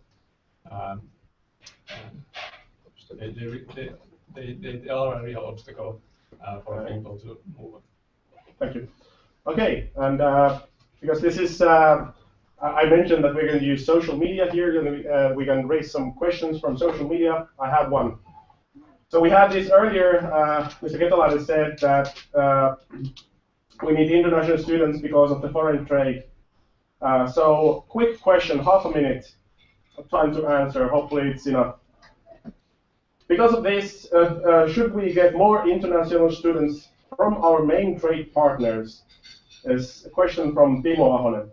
So should we have more international students from our main trade partners, and quick answer, please. Well, our main trade partners are actually Russia and Sweden.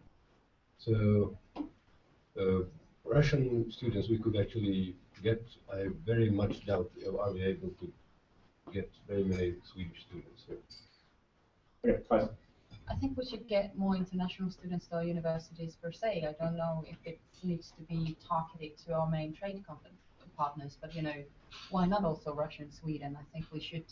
I think all of our student body would benefit from having more international students, and I think that also is one of the keys. I think it is beneficial for our universities and for the students in our universities to have foreign students here, just to have the international experience in your own home country as well. So I don't think that us paying for someone else's education is bad as such, because just having the international students here does create value in itself. Thank you, Ahto. Well, I think it's okay. We could target this opportunity to study in Finland for our main partners, but as long as it's not done by discriminating people from other countries, I think that's the main point. Okay, come on. Greetings to Timo. Lahti. I don't see the connection with trade and international student source countries. I think what we need is diversity in student body. It doesn't pay to limit ourselves to certain countries, even large countries. The number of Chinese students in particular is growing very rapidly, but we need to make sure that for the quality of education, the student groups will remain diverse. Thank you. Quite similar answers, I'd say. Next one, there's this like very typical like questionnaires, like short questionnaires with these postcards you have there. Orange and blue postcards there, which are listen EU campaign, our European Parliament election campaign of Syl and Samok. So there's going to be 5 short questions, and usually the orange is no and blue is yes. And some questions there might be some like raise orange for this and this. Okay. I allow some comments if there is only 1 or 2 to disagree or something like this. So are you ready? And blue was yes and orange was no. Okay, first question. The European Union should have more power in education policy than it has now. Yes or no? Okay, half and half. Kaisa, ready? Again, I think that the European Union should have the same standards and same base level for education. So in that sense, we need more European level coordination and legislation also on it. And I also think that the European Union should have more role in funding education, because especially during the economic crisis, we can see that countries hit with the crisis have been very much punished for the crisis, and the students have been punished very much. As Hannu Takula earlier said, 24 of the 28 member states have cut or frozen their educational budgets. S&D Group and the Social Democrat Socialists in European Parliament actually asked and called for the education to be cut outside the golden rule and outside the financial packages that was approved last year. So I think it's still important that we have European level legislation saying that education is a value in itself. Okay. What about Niels? You disagreed with Kaisa? Well, before we could have that, we should rewrite the Lisbon Treaty, and I think we have a lot of more important questions coming to be rewritten before that. So I don't see any perspective for the moment. Okay, and no further comments for this question. Next question. Blue again, yes, and orange, no. Tuition fees for non-EU citizens. In Finland. In Finland. Okay. This we already have, and kind of everybody knew already what are the sites here, so no need to anymore to tell us. Or if you have more comments, so we can get like half a minute.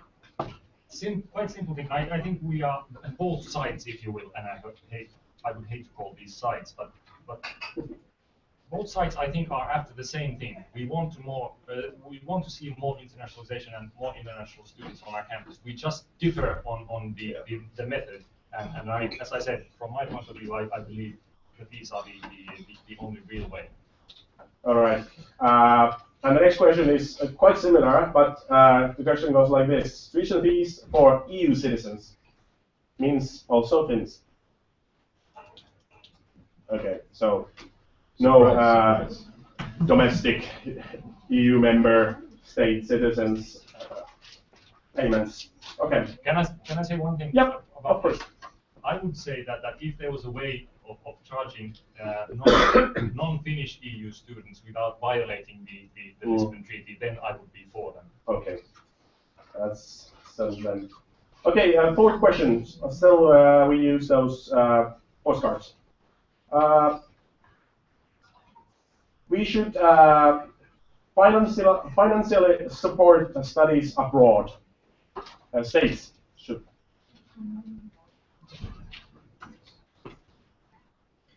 Okay, and Niels, you can say your short comment.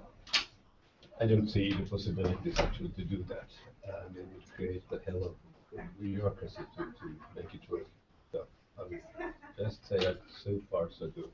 But we actually do. Kaisa is showing the. Because we actually currently do. I mean, Finnish students going to do either exchange period or degrees outside Finland actually get student support, student loans, and both of them at the higher level than in Finland. So we do actually actively encourage and support. That was kind of my point also, that I don't see any major need to change in that regard, but it's already been done in some ways. And the last question, this is quite similar than the earlier one, but orange is EU should only focus on mobility programs within the Union. Blue, European Union should turn their focus on mobility programs to external areas such as China, US, and Brazil. Guys above. Niels said yes. Okay, Niels. We actually try to do it already. So do we do it more systematically or no? That's actually the question. So probably we need a more systematic approach because we're gonna need people from abroad coming. So. Okay, and after you haven't talked that much. My point would be that if we want to make the European cooperation better, we have to create a European civil society, which is European-wide, and I think that's the first priority if we want to be able to do anything make anything better within the framework of the EU. So I think that's why I want to keep the focus on Europe as long as there are as many problems within Europe as there are now. Yeah. Okay, and very short. Universities have for a very long time sustained international mobility and funding for it. Erasmus Plus was supposed to come to the rescue. It didn't. The money that is available for non-EU mobility is minimal. Okay, and we're going to next question. We don't need any more those postcards you have there. You can keep them and actually send them to your favorite parliament member candidate. Maybe it's yourself, I don't know. What do you think about education export and how should we do it in Finland? As you know, it's not only tuition fees. What should we sell and what is the product? What is the actual product? And should we start from Ahto? Well, okay. Well, I think the product. 2 minutes, by the way. What I have heard from other people, I think it's the Finnish society and the reason that the Finnish society works as well as it does. I think that's the main reason people come here, and the other main reason is that there is no tuition fees. I mean the way people generally do things here is attractive in itself. So I'm not sure if there is any kind of single thing or single brand that we should create, but we should just make it more known that we have very, very good universities and we have many kinds of things people can study here and do here, and that diversity is basically. I don't believe in any kind of single brand thing or single focus group or something like that. Okay. Thank you. It was shorter than 2 minutes, so let's. Well, I can. Well, no. It's okay. We are a little bit in a hurry. I just my board member said that we have to catch up a little bit, so only 1 minute. So Markus, you're next. What is the product? Hannu Takula referred to earlier Australia as a good example, and what I know from them is that tuition fees are actually a very large majority of their education export income. But even without those, Finland has some very good things that it could sell. I've kept saying that we are much better than we think we are, and we take things generally for granted. I will use just one example. You don't have to go much further than Sweden to realize that language education and universities' language centers in Finland are at a far higher level. And even simple things like that, things that we take for granted, could be a product that we could export. And also the culture of education and the trust in the educational system is something that can be made into a product. Thank you, Niels. Han already said in the very beginning that my firstborn child studied computer science at Helsinki University, and he did started to do something which everybody thought was more or less impossible to do, and every teacher said that you shouldn't even try. So he started to build a Linux program. The education at Helsinki University's computer science department is very good, and it's certainly worth exporting. But again, if we would like to export it, we would need other features around, other structures around it, and that makes the question much more difficult. Because what happened to this young guy who started to build a Linux, all of a sudden the only place where he could find a job, because the politicians were so stupid they didn't understand what he was doing, was the United States. So if we export, then we export the know-how, and that's probably not the wisest. So we need the systems. I think you're correct there, and I think, but just to raise one brand is that although the latest PISA figures were not perhaps so flattering to us than they've been before, but we still have an amazingly strong brand of having the best education system in the world, and we have the best compulsory education-based basic schools, and that's something that you hear when you go outside Finland and talk about education all the time. So I think something that we could really export is the teachers' education, because what is our school made of? It's made of absolutely amazingly qualified teachers. The kindergarten, primary school teachers have master's degrees, which is something that most other European countries haven't even heard of and consider to be strange. But then when you compare it to the education results, it's something that explains it. And I think teachers and teachers' education, the educational system as a whole, is something that we can export and should look more into it. Whether it is that students come here or we even export the whole system, that could be something. But I think it's also that we need to create more space for innovation and for the crazy ideas.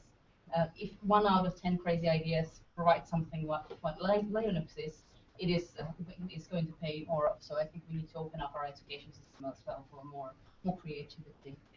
Thank you. I think we are end of our time and the debate has to stop, but I'm asking my co-host, Hilu, do we have time for one question for the audience? Really fast one. Yeah. Is there very short, like, good question in the audience now? A good question or just bad question? Okay. My question is for you. My name is Zineb, and I'm a student at the University of Jyväskylä. And I'm very interested in your point, and I would like to know, you said that if we ask non-EU students to pay tuition, then it is the only way. Why and how for you is the only way? It would require a complicated answer, but I will give it to you a simplified one. Nobody wants to lower the standard of education. One of the ways in which the standard of education can be measured is the number of students per number of academic staff. The more students you get, the lower the standards get if you don't get more teachers. We, at the moment, are not going to be able to get more funding from the Finnish state, and we need to increase the number of international students, as has been discussed. So the only alternative is to cut the number of Finnish students or to get some outside external resources for funding in further internationalization. Simple as that. Can I add another one? I'm sorry, but we're running out of time, and this is only till 3 o'clock reserved for us, so we have to quit, and our good candidates here and speakers here have to also leave. I've heard that they are running a really tight schedule this spring, so I would give applause to our debaters, and thank you.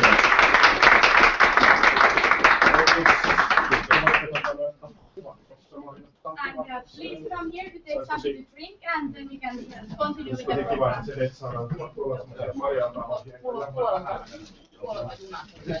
Joo, okei. Otetaan Seppa vielä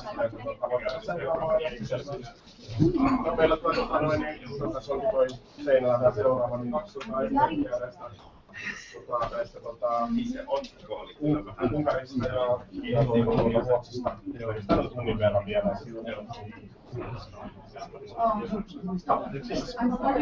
Oh, you're starting. Should be, I think so.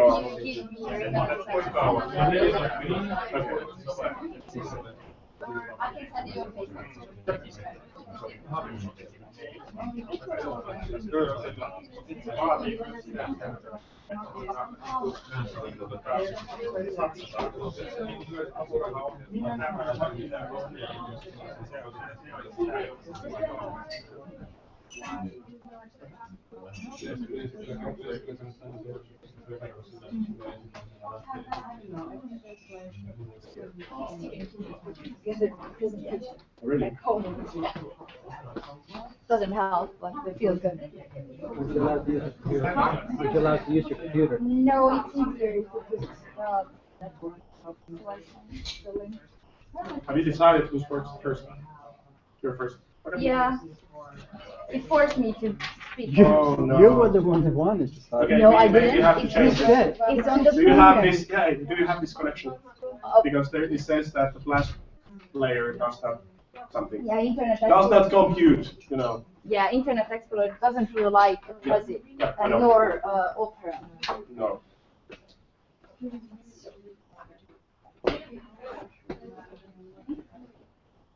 I have to connect again. We're gonna, I'm sorry. should I put?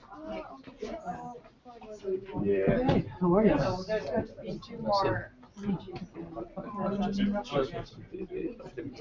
Oh. Congratulations. But is that a full time or not elected? No, not elected, just Okay. yeah, yeah. Yeah. When do you start? It's here.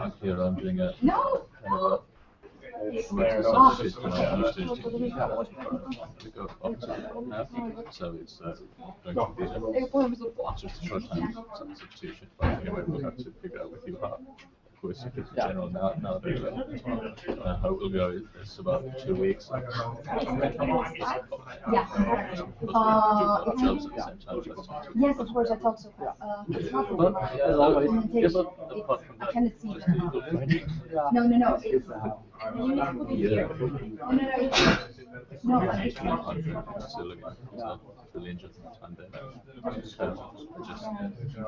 just complete my thesis and go to graduate school, so it's the timing is perfect. Yeah.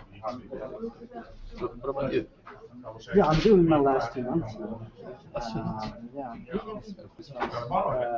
This is my second year in Netherlands. I have no idea. and you're after, Yeah, it's transferred. but there are some problems with her. Okay, it's no, No, it's but I have given it to it's here. It's in the It's crowd. 2 laptops. It's 2 laptops in the top. It's mine and that's yours. Yes, but I have mine. They're not running forever. No, 2 years is enough. Yeah, it's yeah. Even though it would be really fun. Oh,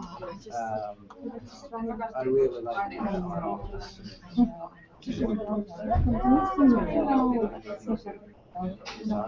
General elections, yeah. Yeah, we have our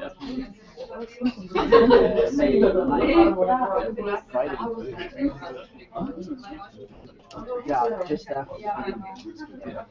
Oh yeah, that's the coming next. This week. No, it starts on Tuesday. Yeah, so we're going down on Monday, and then the elections for SU is on Friday. And then I have 2 days off, and then it's our So what did you run for? So I had Lisa's for chair. Yeah. Does she have any companies? So it's going to be quite fast. Ron gets elected. Yeah, but nobody trusts that guy anyway. Yeah, but that's really good. Yeah. I have been there for well since 2012. Anyway, I'm trying to keep up. Lobbaa mua nyt vähän liittyen äskeisen keskusteluun. En muista vielä. Nyt näyttääkin. Siis jos on jotain kommenttia. Joo, ei se, mulla meni itse asiassa mun menee vaan puolitoista ohi vähän silleen puhelimessa. Tässä oli liian räjähti äsken, siis tuossa tuli parikymmentä minuuttia sitten tuli tiedot, että valittiin Suomen komission Eduskunta. Silleen niinku, en. Joo. Mut siis ei mun niinku, ei nyt silleen niinku heti irtoillaan kautta. Ei ainakaan se lähtenyt mitään pahasti kurvaamaan mikään mitä pitää. Ei mun mielestä. Sillä tavalla, että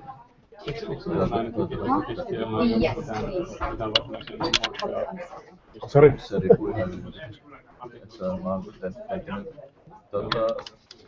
sen yhden kirjan, mikä oli keskeltä liittyvä, niin se nyt oli niinku, siis se oli niinku periaatteessa 2 mallia, oli Bolognan malli ja Pariisin malli. Ja Bolognassa periaatteessa niinku yliopisto koostuu niinku opiskelijat koko keskenään. Ja se on Pariisin opettajat.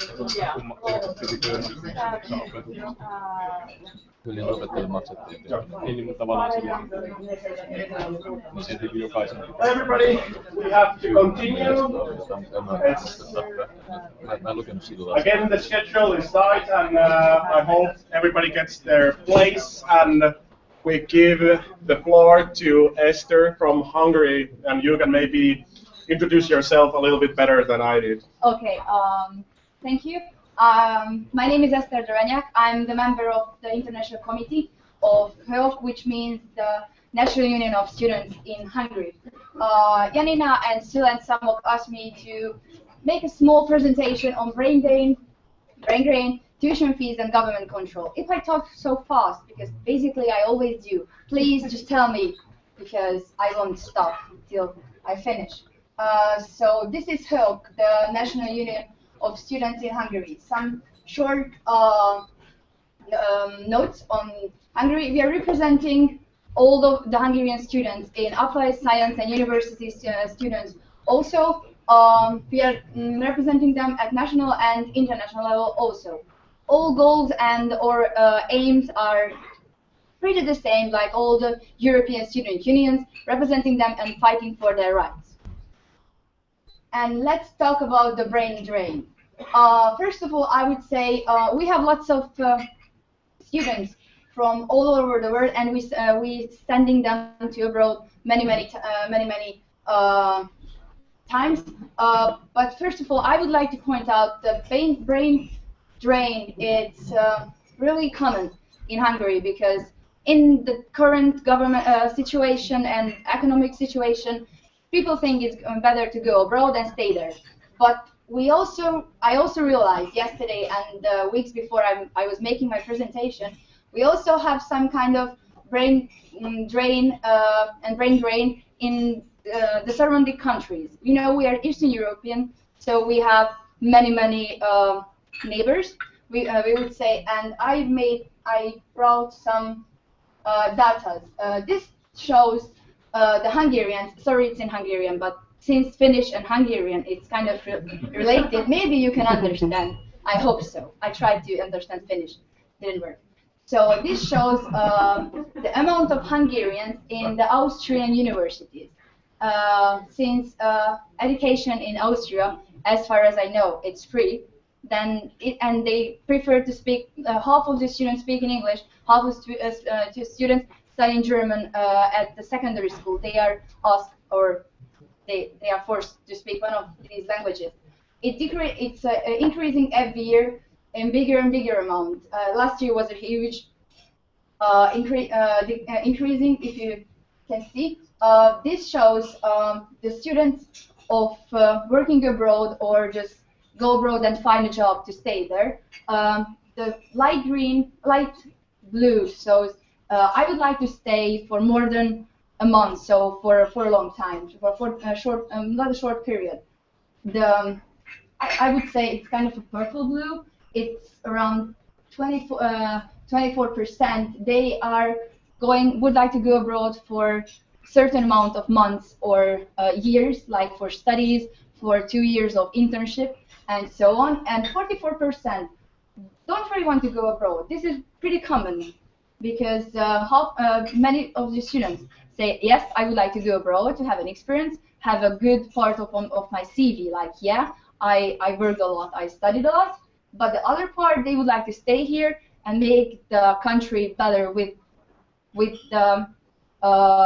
their staying in the country.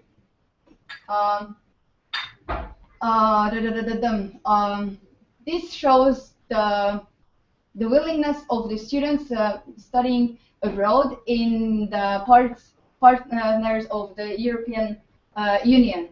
As the light blue is for a long time, and for more, it's not really said like I'm going abroad for 2 years. They don't really know. I would like to point out Finland and sorry, no, back. Okay, so Hungary is here. It's like half-half as far as I can see. I would like to show Finland. No, it's not really working. Finland, and it shows more people would like to go for a certain amount of semesters.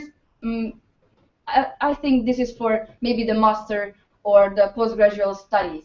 And I can show Sweden also, and it's kind of like Finland. You will tell Eric later what's the matter. I skipped this because we don't have time for that. We have brain gain. This is an example from Serbia, the educated immigrant of citizen of Serbia residing in Hungary. This year,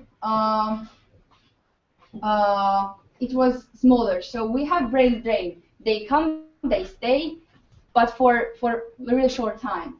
I have a Excel sheet, but I don't really want to show because it's like huge, bigger than me. And it says in the last years for 2011 and 12, how many students from EU countries come to Hungary to stay for bachelor, for master degree, postgraduate, or the undivided programs like medical studies and law. And it said 2 years ago, 49 Finnish students came to Hungary, and they studied most of the time bachelors for full time. From Sweden, for almost more than 400 students, and most of the time from medical studies. And it's the same from Norway, which send more than 800 students to study medical and law studies. This is really common and origin because we have lots of Nordic students who are coming to study medical studies, since not all of them have the equipment and the university to study. Tuition fees and changes. I would like to start with the history. In 1995, they made a change to use the tuition fees. It was for everyone, and there was exemptions. Exemptions could be with bad social background, like I won't say an example because I think you know what the bad social background means, and with a good academic presentation. If you have a good average and good grades, then maybe they cut it like a half of the tuition fees. In 1998, they made a change. They canceled the tuition fees, but they introduced the cost-paying students. It means we are not paying for the tuition. We are paying the costs it has. So not the lecture, but kind of the same, but we call it in another way. I would say we have two kind of students: state-funded and cost-paying students. They made the whole Hungarian student system. In 2011, there was an attempt to cutting and cancel the state-funded places as several programs. Then we had the huge demonstration. I think you remember it was it was a big hit on the news, They wanted to cancel all the state-funded student places for law and economic students. But it wasn't really, they didn't really get it, because we heard a voice, we said it's not really good. So in the end, the 10% of these kind of programs, students on these programs, they can learn in state-funded places, which is really good. The state-funded students percent, it's a bit more than a half of the Hungarian students, which is really bad, because the previous years we have more than 75% of them. And this year it increases 5.4%, and it's decreasing year and year and year, because people are eager to go to the not state-funded, the cost-paying places, because they would like to leave the country. As we heard, we have that kind of system, but it's not like he said. But I can talk it later when I finish the presentation, if somebody interested. This is the chart of the state-funded and cost-paying students, like that. How many students we have? We are representing more than 300,000 students, and as you can see, more than the half of these are state-funded. The right columns are the percent, others are the numbers. I didn't really wrote it, I'm sorry. Let's talk about the government control. We had higher education institution last year, 68. This year we have 66, but next year we will have less, because they're trying to make it cost efficient, and they are merging them. The public institutions number is 28. Church and I cannot say that word, sorry. It's like the church institutions, like 25, and private and foundation institution number is 13. As you can see, we have lots of universities and university colleges and private universities. But if you look at the numbers, the students at public institution is much more higher than the other two, which is really, really good, because we have decreasing number in the university students and other university college students. I would like to mention, like, we had the reduction in the state intervention, and it was kind of like, it was the aim, like I mentioned before, in 2011, like, they would like to change the whole system, because as the OECD said, there's 3 types of financing a university. First, high state funding plus private income is really common in the States. The second is high state funding and small percent of private income. This is the most common in Euro. And the third is small state funding and high private. This is common in, as far as I know, in China and Korea. We wanted to have, we have a second one, like high state funding, but they said we cannot, we don't have that much money to put into the higher education. This is this shows, like, we have the GDP is going up every year, but the percent of the higher education funding is stay the same. It's around 1%, bit less than 1% of the GDP, and we are eager to have bigger funding. Am I in time? So, because I can talk more, but I don't want to. Yes. Okay. So we would like go up and have more funding, but well, sorry. Yeah. What did I say before? Because I lost. No. The funding. Yeah. This is the total funding in the European area. Hungary is the second one. We are. It's kind of not the best part. We are trying to improve our system, and we are still trying to find a way how should we develop ourselves. I cannot see Finland, but there is. You can see Norway. No, I cannot say Norway, but there is okay. Yeah. So we are not that bad, but we are not that good as we would like to. So we are trying to getting better and better and better. No, there was one plus. Okay. Yes. I found a kind of an interesting thing, like Finland put more than 120,000 US dollars into higher education, and they get back, the output is around 4,000, which is kind of like a third of they put in 120,000 and they get back 40. And in the Hungarian, if we see Hungary, we put no, it's backwards. Sorry, I changed it. So no, I'm sorry, I'm lost. I'm really tired. So please mind. It's really busy day for us because the board meeting is coming. So I'm really overwhelmed with my speak. So if I didn't say something like you cannot understand or you have more questions, please ask me after I have a sit and something because I'm shaking. So sorry. So that was me. I wish we have more time because it's 50 minutes for introduce your higher education system, and the things happened in the last 10 years. It's not really enough, but I hope you get the small piece of the cake we have. And if you have more questions, just contact me anywhere, anytime. I'm always online, so you can reach me. And thank you for your kind attention.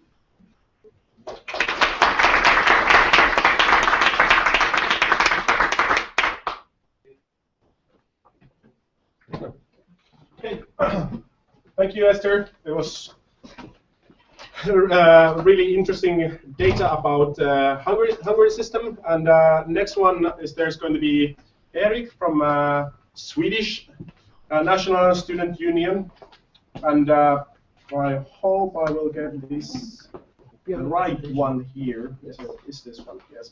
Yeah. Thank you, Erik. And you can introduce yourself as Esther did. Thank you. Just take one. Erik Pedersen, Vice Chairperson of the Swedish National Union of Students. We represent about 300,000 out of Sweden's 340,000 students in higher education. And I'm going to try to do this also quite fast, talking about tuition fees and the situation in Sweden and what the outcomes or the effects of the implementation of tuition fees back in 2011. And this is the content of my small presentation. Background first, mostly governmental perspective, then the effects, and then, well, maybe solutions isn't the right name, but we're going to get to that later also.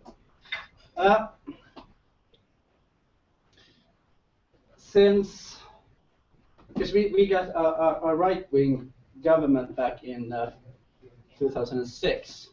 And that meant that they started to change their rhetorics about higher education, well, education at large, but mostly higher education. And they started to talk about that we shouldn't compete with free education, we should compete with high quality education. And already there, I think that they're missing a big point. It is, we don't believe that you can say quality and quantity against each other, which the government obviously do with this kind of, I forgot the name.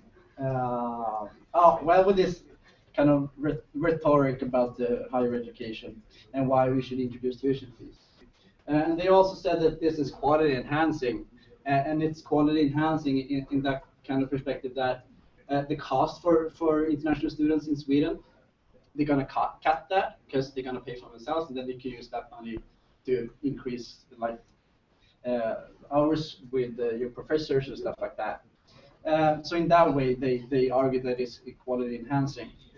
And it's just reallocating money within the system, and we're talking about 50 million euros. And last but not least, they wanted to reduce the cost for Sweden as a society. And it's kind of hard to defend free education in public, because not everybody understands the good effects with a free education. They just see the costs of the students getting here. And as you talked about before, we need to see students as some sort of asset and talk about the consumption, the VATs, the business relations and the taxes and stuff like that they pay when they're actually in Sweden. And also, I mentioned the business relations, because if we get students from outside the EUEA to Sweden, we also start to get a connection with them, and it's also probably easier for us to have business relations afterwards also. So the decision was made 1st of July 2011. The first admission was in 2012, though, so I'm going to get to the numbers. And it's full cost recovery, so the students have to pay all the costs coming from them getting to Sweden and study.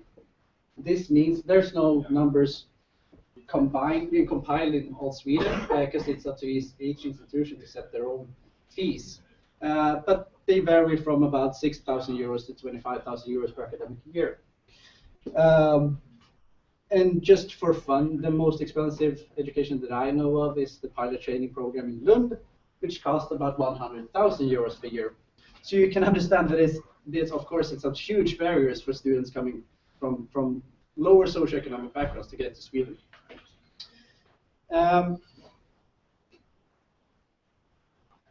I can also say that the humanities are the cheapest programs to study. So the number of students coming from outside the EUEA.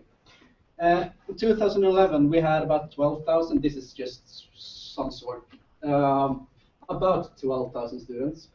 What do you think happened when we introduced tuition fees in the admission in 2012? Went down. It went down. Do you know how much? Yeah, that's a drop of 80%. From 12,000 students to about 2,600 students. And the biggest drop is from the countries coming from the countries from Asia and Africa. And that also, the countries from Africa and Asia, of course, has a different funding issue, and it's harder for them from another socioeconomic background to get to pay these tuition fees when they are that huge that they actually are in Sweden.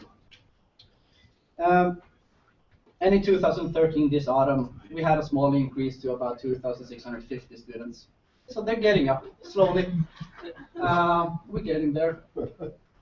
But this is the absolutely worrying picture, saying that, well, let's introduce tuition fees and the number of students from outside the UEA will rise. Sorry. They won't. It's going to be like that for you too if you introduce it. Can I ask a question? Yeah.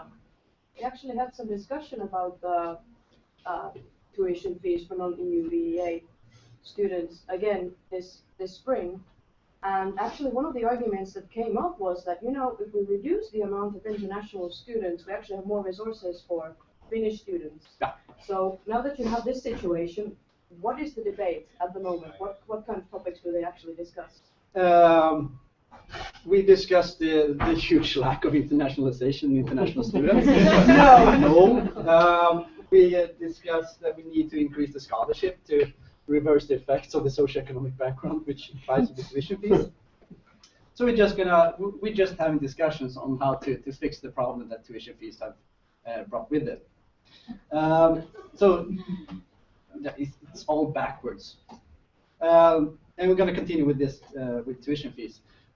In 2012, we got 5,800 students admitted to higher education in Sweden, but only 1,600 out of them started their education, which is also kind of why that big drop. I don't actually know, but it could be that it's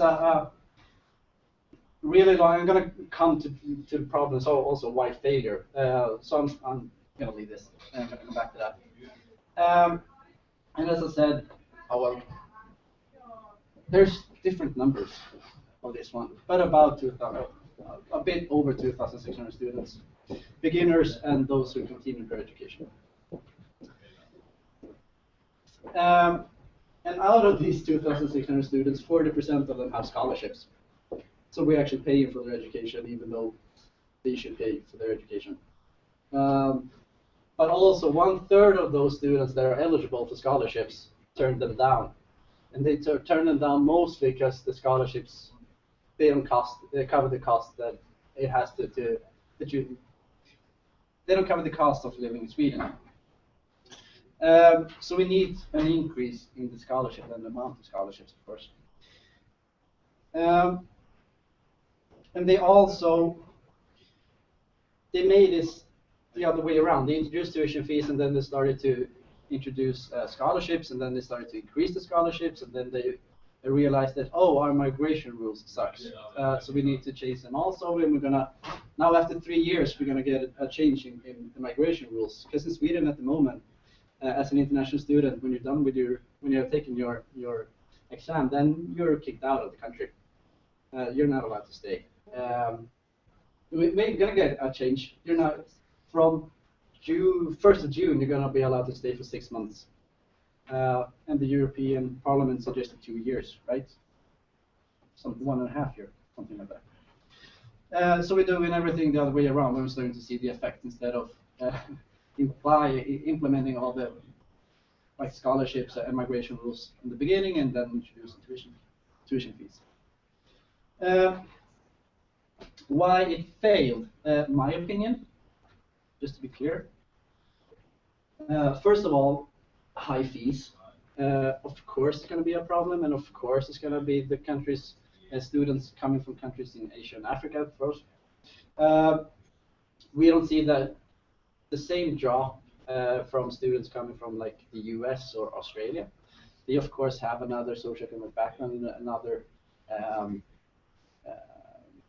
economic resources to enter higher education and pay fees. And it also has a question about your if your parents have gone through academic education before, then you're also more eligible.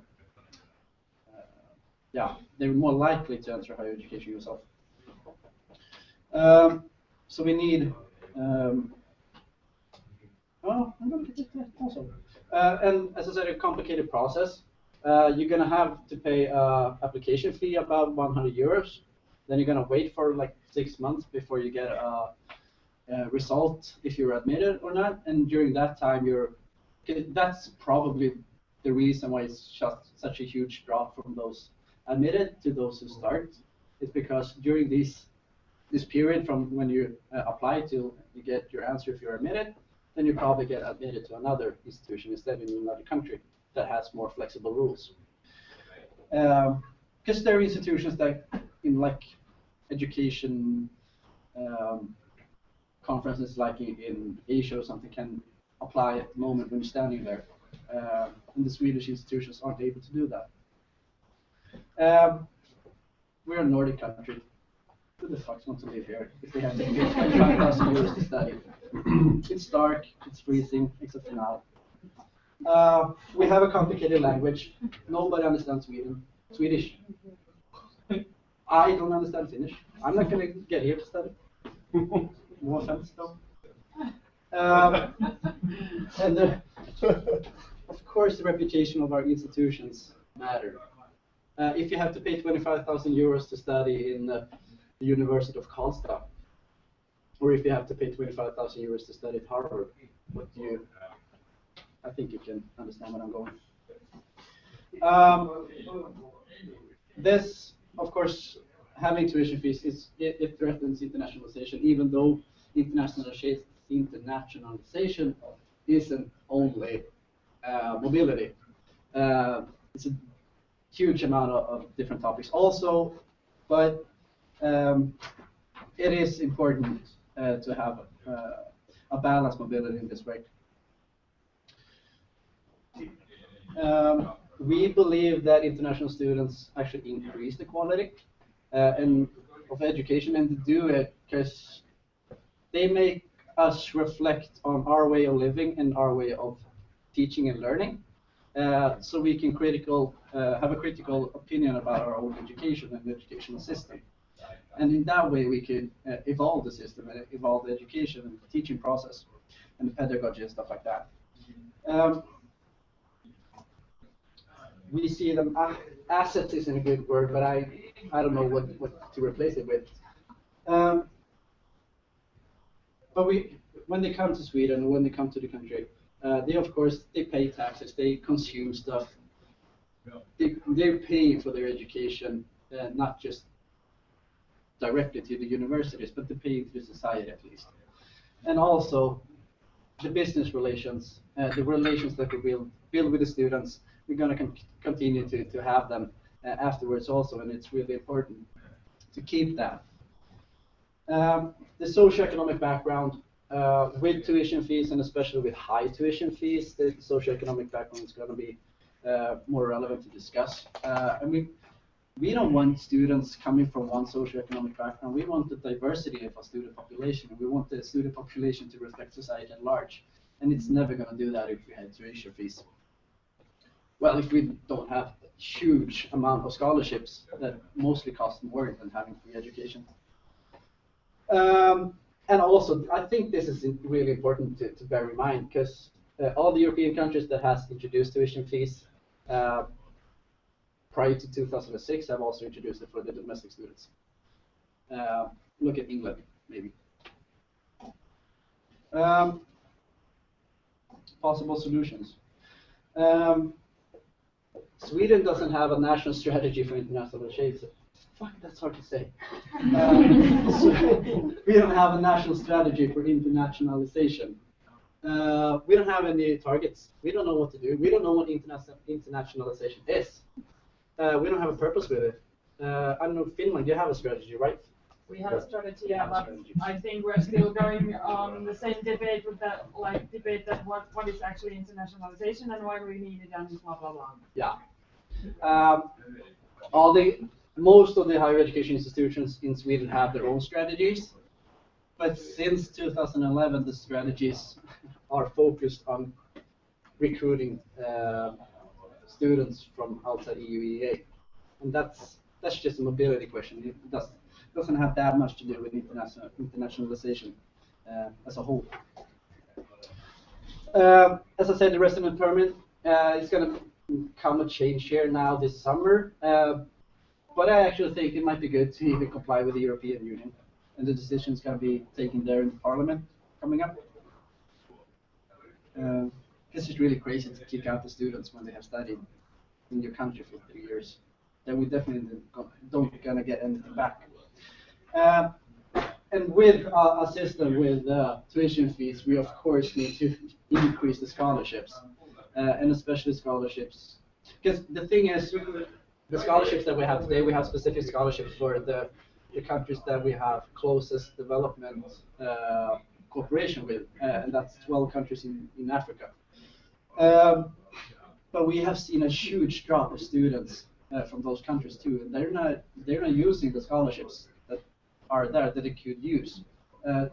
So we need to increase the amount of scholarships and the system, diversity system. But we also need to find out why the students that are eligible for scholarships turn them down, but also see if the countries that we have specific cooperation with doesn't use the scholarships that are there.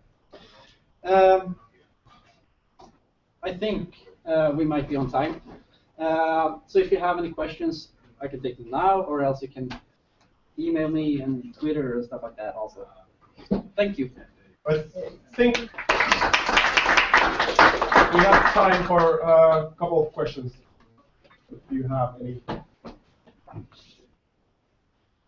I would like to ask about the application fee and tuition fee. I believe you introduced the both at the same time. Yeah. So you don't actually, because we are now doing the application fee as well. Yeah. And so you don't have experience just about that. No. You had the Well, that was also one of the reasons that they wanted to introduce tuition fees, because prior to 2011 we had a huge amount of students just applying to higher education in Sweden, and that was it comes with a huge cost, of course. So that's also one of the reasons that they introduced tuition fees, and the application fee was actually to set up a barrier to make you think twice before you actually apply, and also reduce the number of students applying for higher education in Sweden. But we haven't had the situation that you have. I actually want to ask about, is the political opinion still that it was the correct solution to introduce the fees? There's a majority in the parliament against tuition fees. Right. Yeah. So what are they going to do about Nothing. it? All right. Great. No, well, you have your work cut out for you. yeah, the Social Democratic Party, they changed their opinion last year. Before they were actually the ones that started the tuition fee discussion, but last year they changed standpoint. And it's something strange. But at the moment there's a majority in the parliament against tuition fees. But as I said, it's going to be really hard to make it to get through the public opinion of introducing tuition-free education again. So I think we're here, but we need to find a solution to minimize the effects. Yeah. Thanks. Thank you.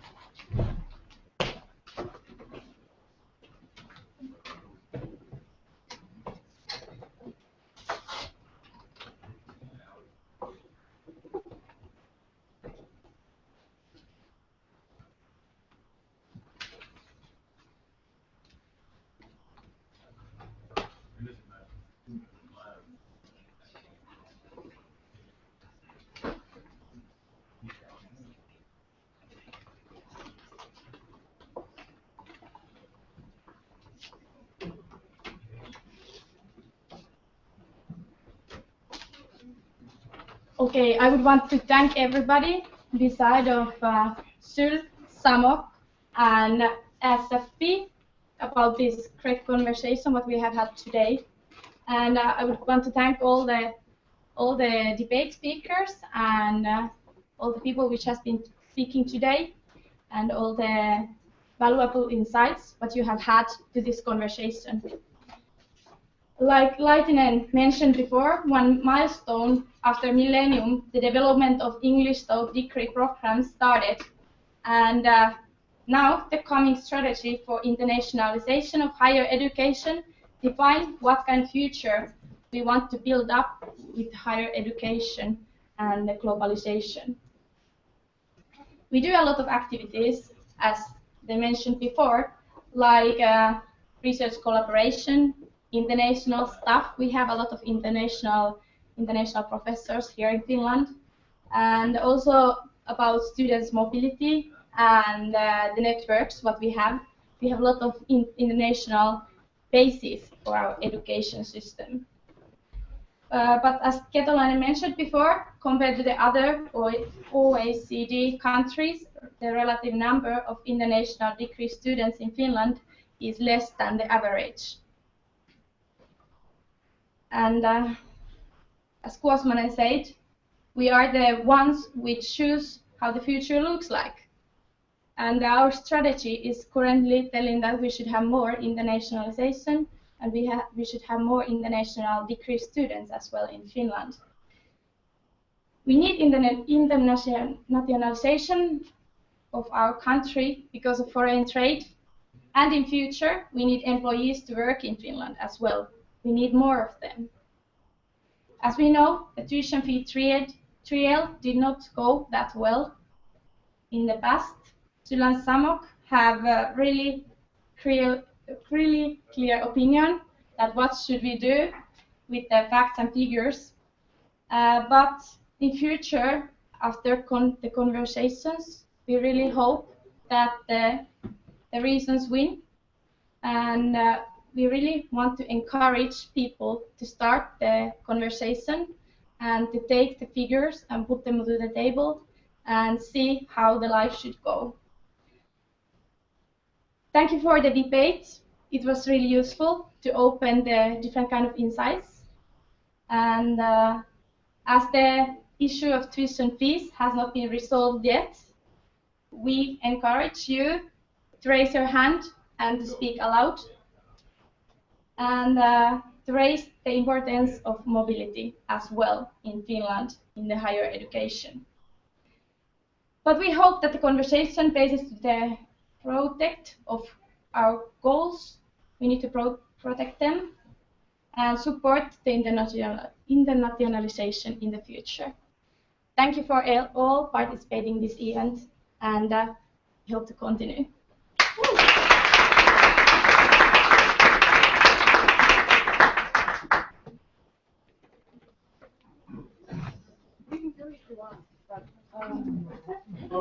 There's some postcards there, and you can have them and send it to your candidates for parliament. No,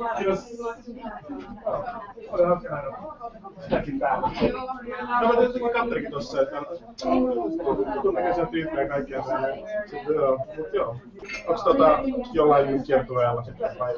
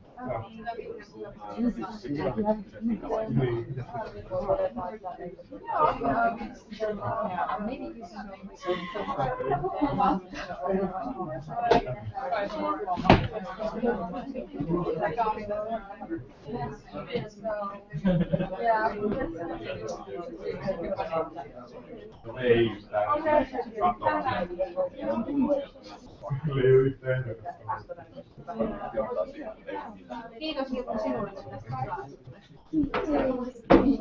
Kiitos.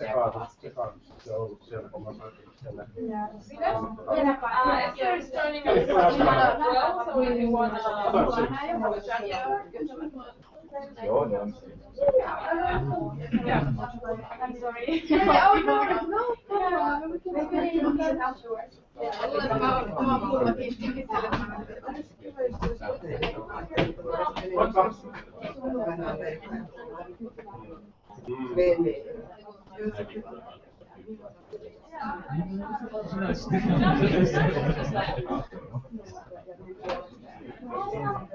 Oh no.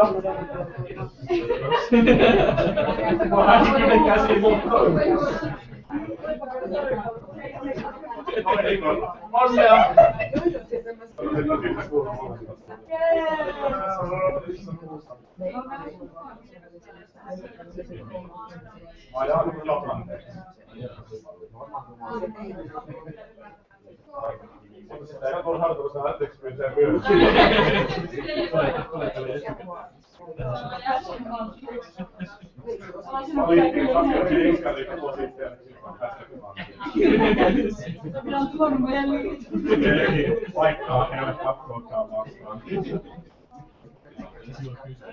Ai se kysymys.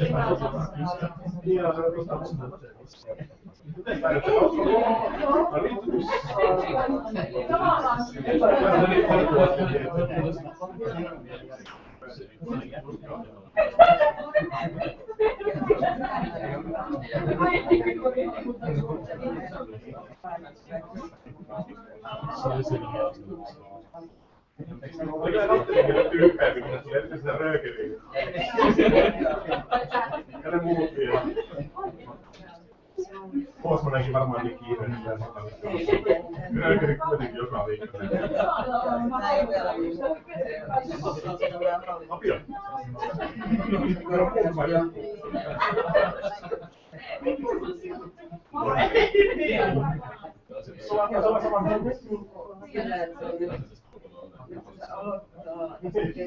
Marissa.